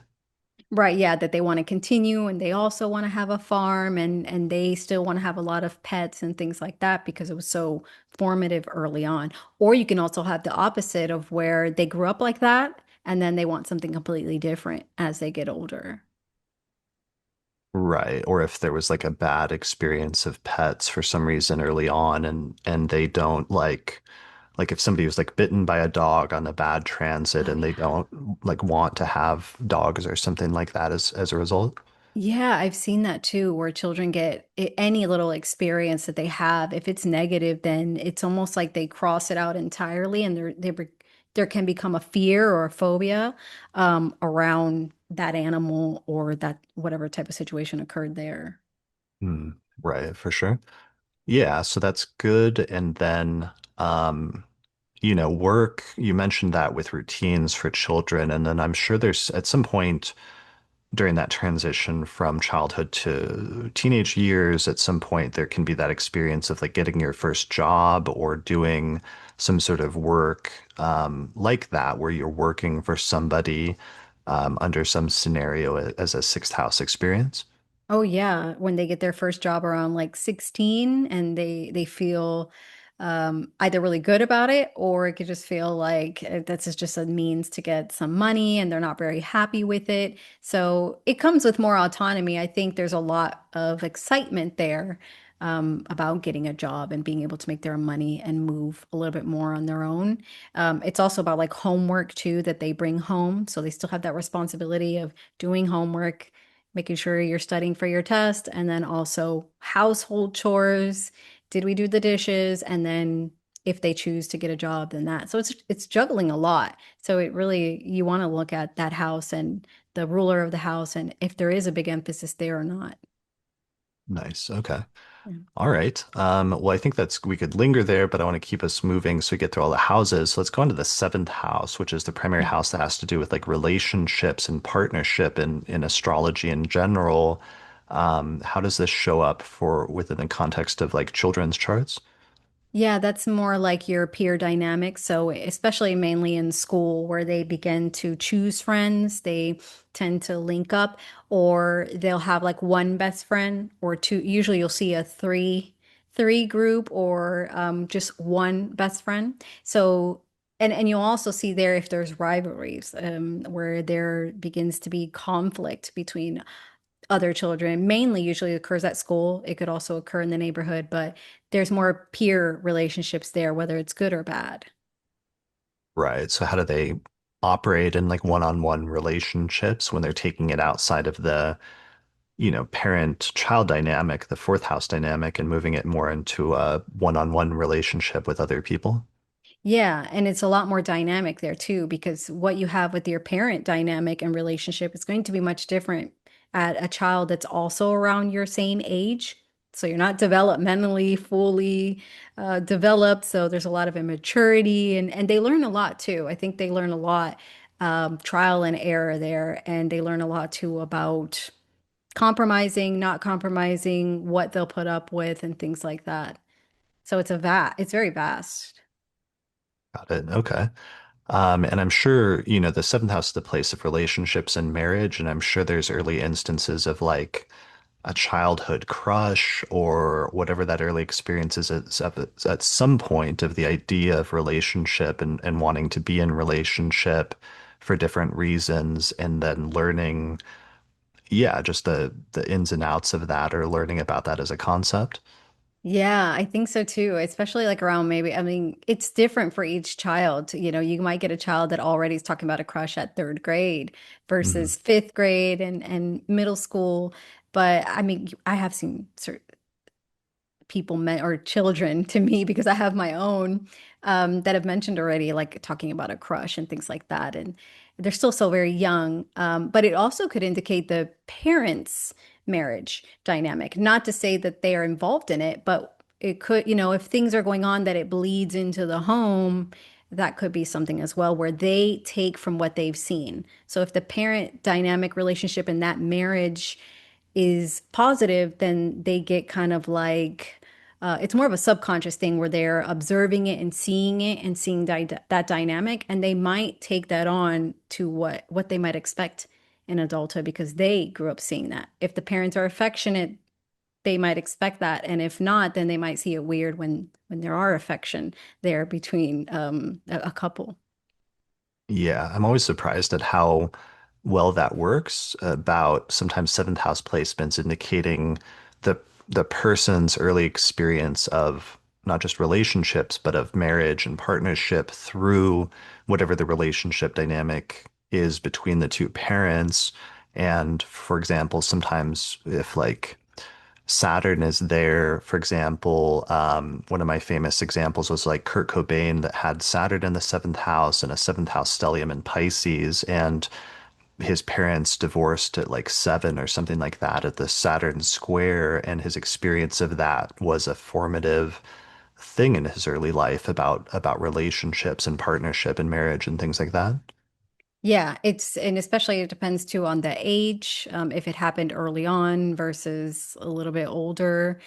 Because usually when they're older, they can tend to try to tune it out where they purposely will leave the house because they don't want to deal with it. They don't want to hear it. But when they're so much younger, they can't really go anywhere. They have to sit there and experience it, whether it's tumultuous or whether it's great. So I think that's too. You can look at planets there, and you can also look at the ruler and the aspects to the ruler. And also transits too. You wouldn't want to predict any type of divorce, which comes back to ethics, Mhm. where you could see something that might occur via transit. But again, there's no reason to bring that up in a chart reading. It's just going to cause anxieties and things like that. Um, so you have to really make sure that you're just giving information that's going to be helpful and stay on topic and not kind of like expand out and make these predictions based on some things that you see that could occur. Yeah, that's a good point. I've said, astrologers should use that medical dictum of do no harm. And sometimes in astrology, just because you can say something or you think you can see something, doesn't necessarily mean that you should. I think is often a good rule in terms of what's going to be the most helpful for the client or for the chart owner. Right, yeah. And if that's the case, then if the parent wants to, if that does occur, then you just wait for the parent to come if they choose to come to you. But that's more about them and their chart. We don't really want to include the child there. You can give advice on how they could help the child navigate it if it does occur, but you don't want to predict it, let alone mention it or anything like that. You just wait for things to unfold on their own and wait to see there. Sure. Yeah. Yeah. But okay, so seventh house relationships. Let's move on to the eighth house, which is tricky because the eighth house has to do with traditionally, it's the house that has to do with mortality and death and things surrounding death, as well as shared resources and other people's money. And I think it's an important though, and can still be relevant in childhood in terms of thinking about like what is a child's first experience at some point of either the concept of mortality and either their own mortality or the mortality of like other people in their lives, either abstractly or sometimes, let's say, through a transit, a person's first experience of that through, let's say, like the loss of a grandparent or somebody else that they know in their life, or even through like the loss of a pet or something like that. At some point, there's going to be some foundational experience of the idea of mortality and the finality of that a person has to experience at some point earlier in their life as a concept. And the eighth house is one of the areas where we might see that. Yeah, you could see also divorce there. So that's like an ending, which shifts then the dynamics of the resources. So you could end up being very well off. This is just, I'm giving an example. You could be very well off, and then all of a sudden, an ending of the relationship occurs. You don't have any control of that, but then it shifts the financial situation between those shared resources. Then that impacts you. Let's just say worst case scenario, they end up having to downgrade. Then there's this anxiety and fear of then money that comes in. from probably, let's say in this example, the lack, or like you said, a death that occurs from, grandparent or something like that. And then they're ending up contemplating that, sometimes possibly even fearing it, especially when they're young, of death and having to think about those type of topics very early on. So it's very touchy around that one, where you have to, I would say, bring in additional help if you can. That way, the child is receiving services on their own, like a play therapist, things like that, that can help them navigate that without having to involve them as much as you can. You don't want to involve them that much, but they're going to see those things, and we want to provide those type of things that can help them. Sure. Yeah, yeah.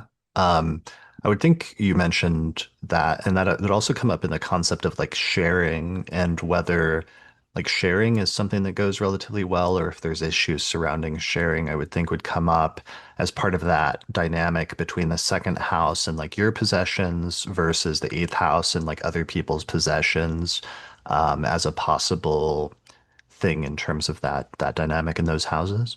Yeah, definitely, especially if there's siblings and if they're much younger. You see a lot of issues with sharing. I know a lot of parents are gonna know what I'm talking about when you deal with this whole fighting over what's mine, what's not mine. And there's so many battles over possessions that you see. And some people are okay with it and some really hone in on that. And for some reason, it goes on into more older stages where they still are very possessive over the things and not wanting to share those type of resources with others. So Right. yeah, you see that balance. Or even concepts of like theft I see come up in adult charts, and I'm sure that that comes up sometimes in like child's charts in terms of the possibility of that. I remember being really young and like taking a toy from like a store and then like being reprimanded for that, and just that an early experience of something like that versus, I've seen adult charts of people that have challenging eighth house placements, and sometimes taking other people's things being a theme that comes up as an adult. And I'm sure there was probably like early previews of that early on. Yeah, I think too that has to do with the dynamic that's in the household and if that's something that they're seeing and that they're aware of, whether it's unknowingly or if they kind of, because the eighth house is also like things that are not really spoken. So it's kind of like it and everybody's trying to keep it hush hush, but it's still kind of like something that the child could become aware of. And then they end up, because children end up a lot just replicating or copying what they see, whether consciously or unconsciously. Again, it's not always the case, but I mean, I know I've done that as well. I don't know if there was any transits there, but where you kind of test things to see what if I do that, what's going to happen? If I will I get away with it? And then there's also the fear that comes with it. Of getting caught, and then it's almost like you never do it again because that anxiety got instilled there very early on something bad happening and then being reprimanded for it. Right. Yeah, that makes sense. And whether what the person's experience is, and do they get caught and reprimanded, or is it the opposite? And somehow it like they get rewarded and then they grow up thinking that they can do that as and get rewarded and be successful doing that in different ways. Um, Yeah, I haven't yeah. really had much experience with that exactly. I only have my own, but yeah, I also stole and then got caught, and ever since then I was like, absolutely not, never again. I'm so scared. Right. So I could only imagine if it was the other way around. Yeah, me too. I guess I was just thinking of like the people that grow up, like the Bernie Madoffs or the Ponzi schemes Oh or the yeah. other people like that, or the Louvre heist that occurred last year, where you have like thieves that like grow up and like steal paintings or something like that. Anyway, that's getting us far afield. Let's move on to the next Yeah. house. Let's go to the ninth house, which is traditionally the house of like um, travel, like long distance travel of foreign countries and places and foreign cultures. It's also the house that has to do with higher education and religion and especially beliefs, like what you believe in and different things like that. But how does the ninth house show up in a child context? I would say for sure, especially when you see religion, because that ends up popping up very early in childhood, where they send children to church and then they send them off to this little classroom church. And this is just my own experience, where you go to the little church classroom and you're taught all these things, and it's very, very heavily emphasized there on religion and from very early on. But then also you can have just a child who grew up with family who live abroad, or if you're here in the United States, like an RV family that always likes to, drive around and travel long distance around the country, or just a family that puts a lot of emphasis on teaching their children about other cultures. If they're not financially able to travel, then for some reason there could be an emphasis on teaching them about the other culture. So let's say, for example, they live here in the US, but they're from another country. They want to make sure that they keep those traditions and teach them and stuff like that. That links into the fourth house of home as well, but there's still an emphasis there on a different culture than what you're growing up in. Yeah, that makes complete sense. Or, in middle school, I remember starting to learn, like I picked French as like a foreign language, for example. And so sometimes early on, you have early experiences of like exposure to different cultures, maybe, or developing an interest in traveling or going somewhere else than you might have started out with. Yeah, and it's good because at that age, I'm pretty sure you chose that on your own, or did your parents choose you to take that class? No, it was my choice. Yeah, so there's that natural curiosity that you had about, I mean, I don't know what options were available, but there's a natural curiosity there as well to learn about other cultures is one manifestation of that. Absolutely. Yeah. Yeah. And then other cultures travel, probably like the first trip, for example, first like big trip or experience of maybe going out of the country at some point as a child, if your parents like take you on a long distance trip or you visit someplace else, I'm sure would be experienced as like a significant ninth house transit.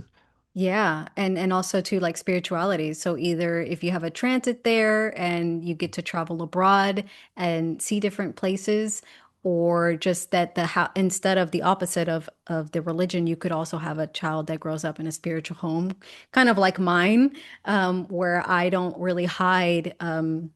What I do and how I am, and I mainly follow the cycles of the earth. So I do these little celebrations, and the children are involved. But again, I try not to force it. I don't want it to be a religious thing. So it's something that's around and they see it, but I'm not putting that enforcement on it, like we have to do this. But it's inevitable. They see it and they question and they ask a lot of things. So there's a lot there of whether we're dealing with foreign lands and travel, or if we're dealing with things that are in the home and what's being taught or not being taught. Yeah, that makes sense. And even I've seen it's like a religious and spiritual context for the ninth house in terms of developing that, but also even just one's beliefs. And sometimes that can be politics. Like, for example, I've seen people's Oh, political views change during a heavy ninth house transit. So I'm sure in some instances, part of the experience of that is growing up in a household where the parents are highly politically opinionated or focused on politics, and therefore that filters down to the child as well. yeah, and also I've seen one where the ninth house, there's that the parents are lawyers. Mm, Quite interesting there, that manifestation as well. So it right. doesn't mean that they are exploring it, but that that is in their home, and something that is around them is that either the parent is a lawyer, and then maybe they might even choose to be a lawyer as well, because that is, I know that ninth house there is to do with law or lawyers. Right. Yeah. Totally. Totally. I've just seen one Um, case. nice. Okay. I think that's good. I know that we could linger there. I'm trying to think of anything major to mention there, but maybe we should move on to the 10th house. Yeah. All right. So the 10th house traditionally has to do with like one's career and overall life direction and reputation and social standing.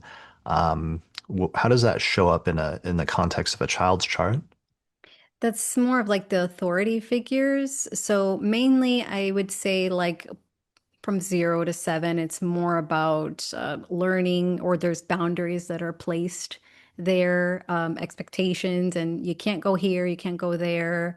And there's a lot of boundary testing too that happens with toddlers, where they want to see how far they can push that. Again, if there's heavy emphasis there. And then after 7 is where you see more about the evaluation from teachers. So getting these grades and being graded and analyzed by the teachers, the expectations that the parents can also put on you when it comes to school, what you should make, the grades that they expect for you to make, whether they're flexible or not. Because sometimes you can see parents that they don't really put a big emphasis on that. They care more about other things. And then there's some where they put a heavy emphasis on you have to get these grades and it has to be here. So you really want to see the planet there, any planets there, and also the ruler of that house to see if it's something that's Saturn and or there's more restriction there and heaviness, or is it Jupiter and you have a little bit more expansiveness and maybe you yourself just like to achieve things like your example of what you did in fifth grade and choosing to do that on your own, um, and how that manifested for you. Yeah, for sure. Having that early experience of being more career oriented or trying to be more public and have a public reputation doing public speaking or other things like that. And then I'm sure early on, like for example, you had mentioned the example of like your son, like possibly wanting to be a doctor. And sometimes I'm sure there's people who in childhood already find at some point like what they want to do or already are very more career oriented in terms of like finding something that really speaks to them early on and gravitating towards that or working towards that after having some early childhood experience that informs their career and life direction in some way. Yeah, yeah, it would be interesting to see the sign there and to see if for some reason there's a reason that they choose to is something that they're very passionate about. I would definitely encourage it, but always allow them to know that everything is subject to change. Nothing, you don't want to set for sure.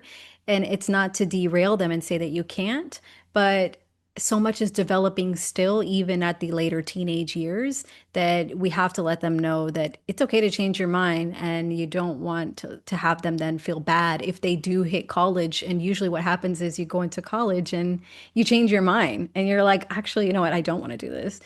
And you want to be there to bring that encouragement of, hey, it's okay. Like, let's think about this, find something else. We have time and stuff like that.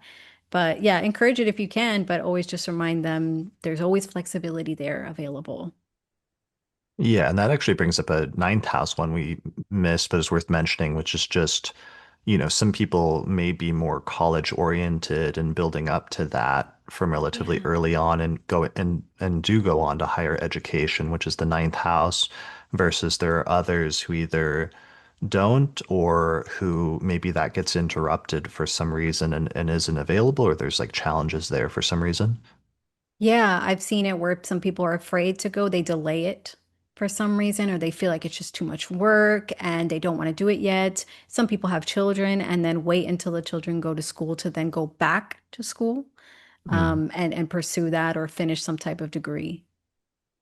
I know somebody who had Saturn in the ninth house in the night chart, and their parent actively like discouraged them from going to college so that they didn't end up going, but then they later regretted that and ended up going back to college like later in adulthood.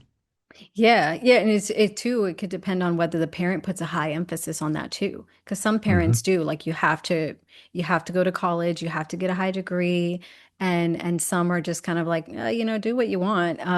We're gonna love you anyway, and they're a little bit more flexible. There's not that big um burden there, or some of them might see it as a burden where you have to do it or you're gonna let your family down. You're gonna let, someone down. Because again, we're still dealing with parental figure there too with the 10.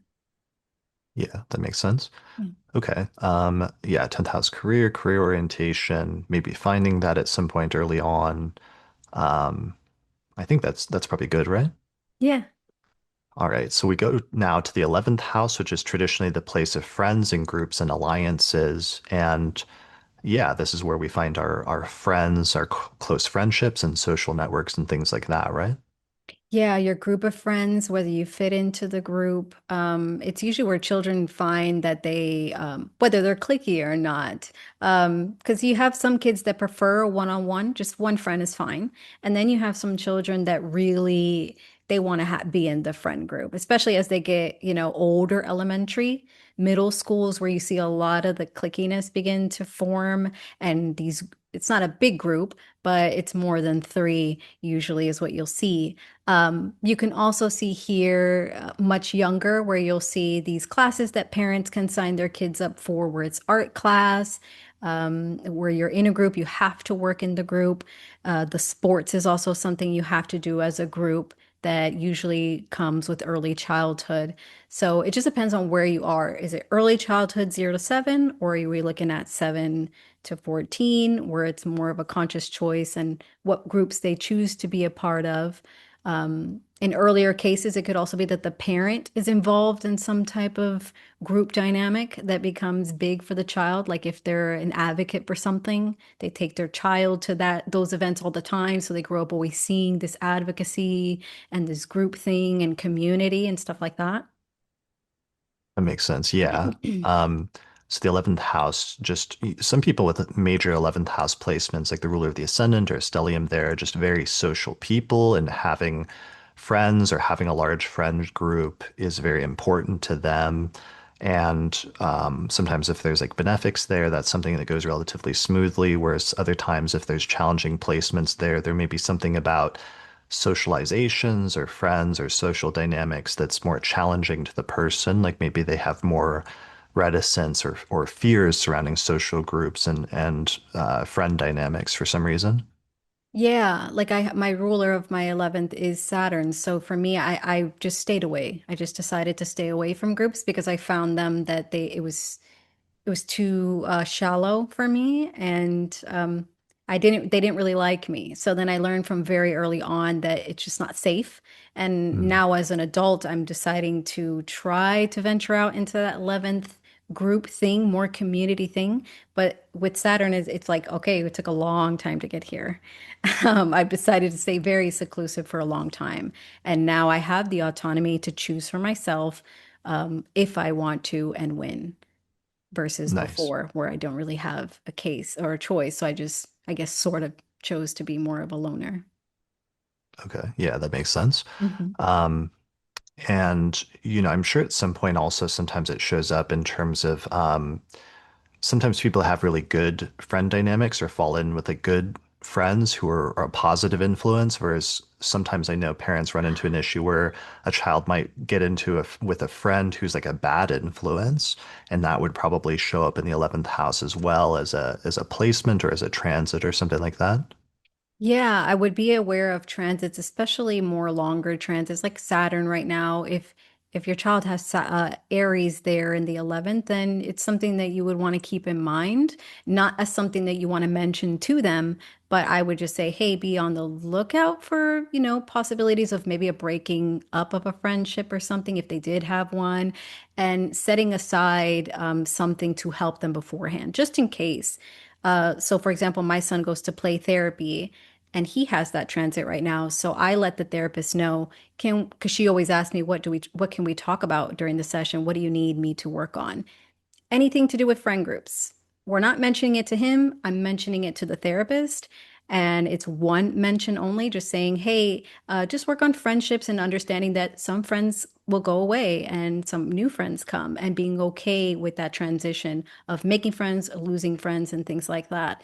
So I don't need to mention anything. There's no anxiety there. I'm not predicting anything, but I am aware of it. And just being aware, I'm able to tell the therapist, and she brings that into the sessions with him. Totally. I love that. Yeah. And there's that idea. There's also there would be the experience, like I know sometimes like starting a new school or going to a new grade and maybe having a positive 11th house transit and making like your lifelong best friend, like starting in childhood or something like that, if you're having a Yeah. good transit, or alternatively, everybody has that experience at some point. Let's say there's a Mars transit through the 11th or a retrograde there, and you have a falling out with a friend, and like a friendship goes through a rocky period or ends for some reason, and having like an early experience of that. Yeah, and how to navigate that too. Because then, did you have assistance? Did somebody help you, or did you just kind of navigate that on your own? I think Right. that's the benefit of having the astrology knowledge and having this like an astrologer be able to tell you, because again, we're not saying it in a it's going to happen, but more of a hey, this is something you might want to pay attention to, and here's some things that could help For sure. if that were to occur, of course. Yeah, definitely. All right, that brings us to the last house, which is the 12th house, which traditionally the 11th house is the place of friends and the 12th house is the place of enemies. And in a modern context, I often frame this as like of enemies, but also sometimes people you don't get along with as the counterpart to the 11th house is the place where you do get along with people. And some of the early experiences that can sometimes happen if there's a notable experience with having an enemy or having, let's say, like a bully situation. Sometimes children can run into a situation with that where they're being bullied by somebody for some reason in the neighborhood or at school and what the early experience of that is and ways of like managing or navigating that. Yeah, it's such a heavy one of the heavy parts of the 12th house is when you do deal with that. And not all children will deal with that. I Mm, mean, I know I've dealt with it a lot. And it's also too about the imagination and the inner world there when you're doing with the 12th house. So what I would try to do is to mitigate that as much as I can by bringing in some type, because usually what they tend to do is withdraw then when you're with the 12th house. So there's this withdrawal and, maybe might feeling different and stuff like that, where they might choose to be more reclusive in the home and, shutting the door, wanting to be alone in the room and things like that, especially if more of those heavier things are going on. So then we look at that and we're like, okay, how can we bring some type of assistance to what's going on? And that's where you choose in either outside therapeutic services. The 12th house is also similar to fifth, where I link in creativity there. Because it is the imagination. So, how can we use maybe even art as a way to channel those feelings? Because with the 12th, especially if you have like the moon there may be this tendency to want to repress emotions, feelings, and not wanting to talk about them.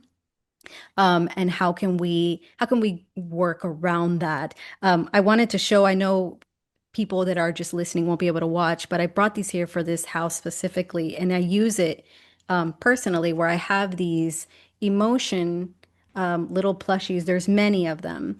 And my son has moon in the 12th in Taurus, and it receives a trine from Jupiter. So there is help to where he doesn't want to talk about feelings and he decides to go in his room and shut out. But what I do is mm, I wait for him to relax and then I bring these and I say, okay, fine, we don't have to talk.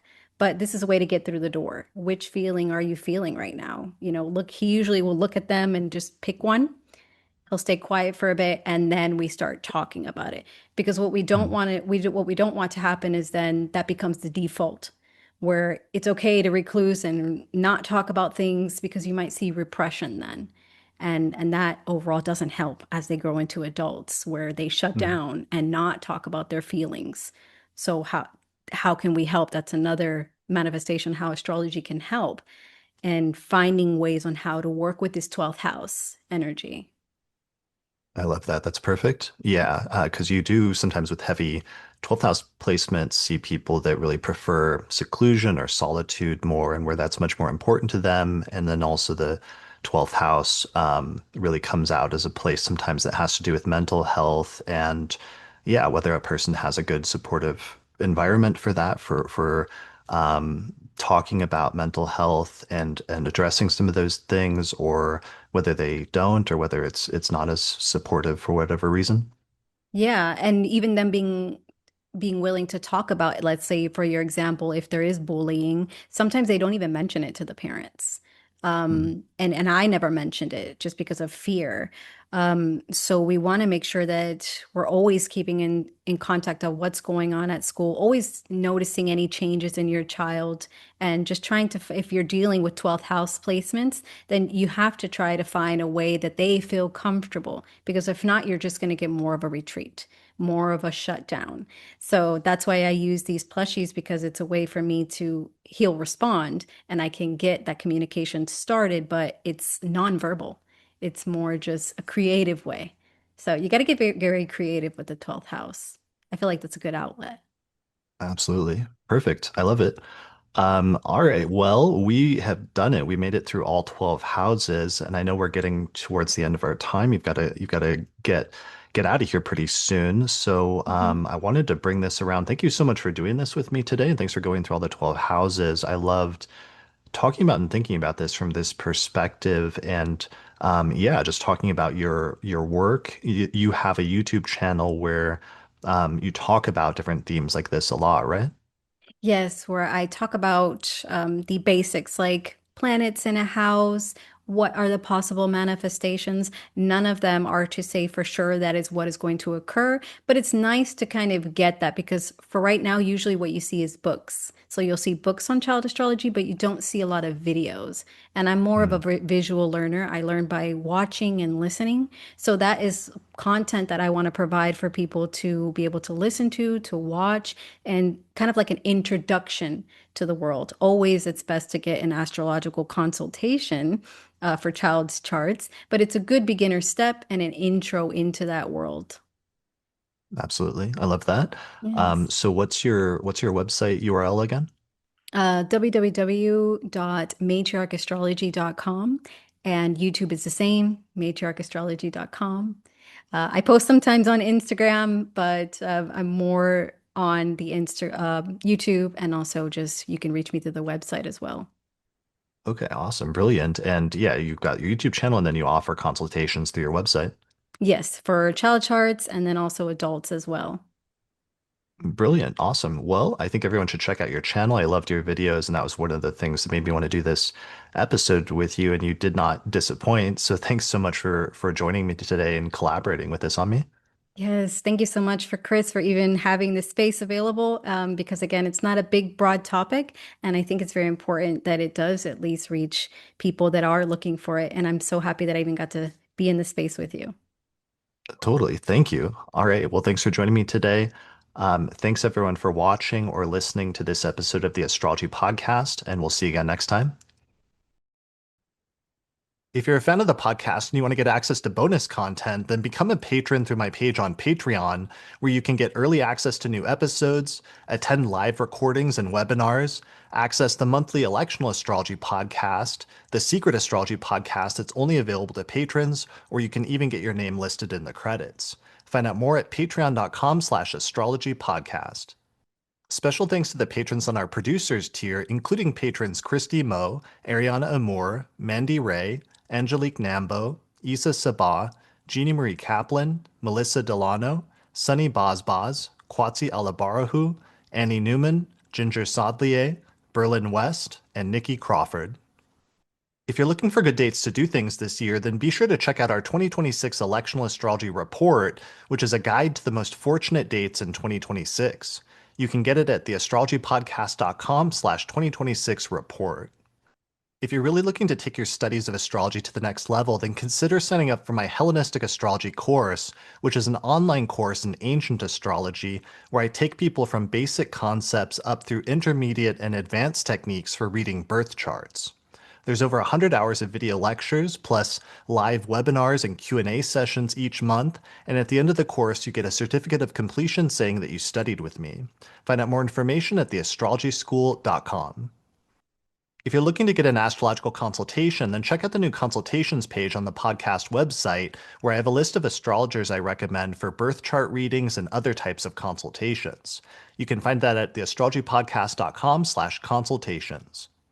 The astrology software we use and recommend here on the podcast is called SolarFire for Windows, and you can get a 15% discount on it by using the promo code AP15 at the website alabe.com. For Mac users, we recommend the program called Astro Gold for Mac OS, and you can use the promo code AstroPodcast15 to get a 15% discount at their website, which is astrogold.io. And shout out to our sponsors for this episode, including the Northwest Astrology Conference, which is happening in Seattle and being live streamed online May 21st through the 25th, 2026. Find out more information at norwac.net, as well as the United Astrology Conference, which is happening in Chicago this year, September 3rd through the 9th, 2026. Find out more information about that at uacastrology.com.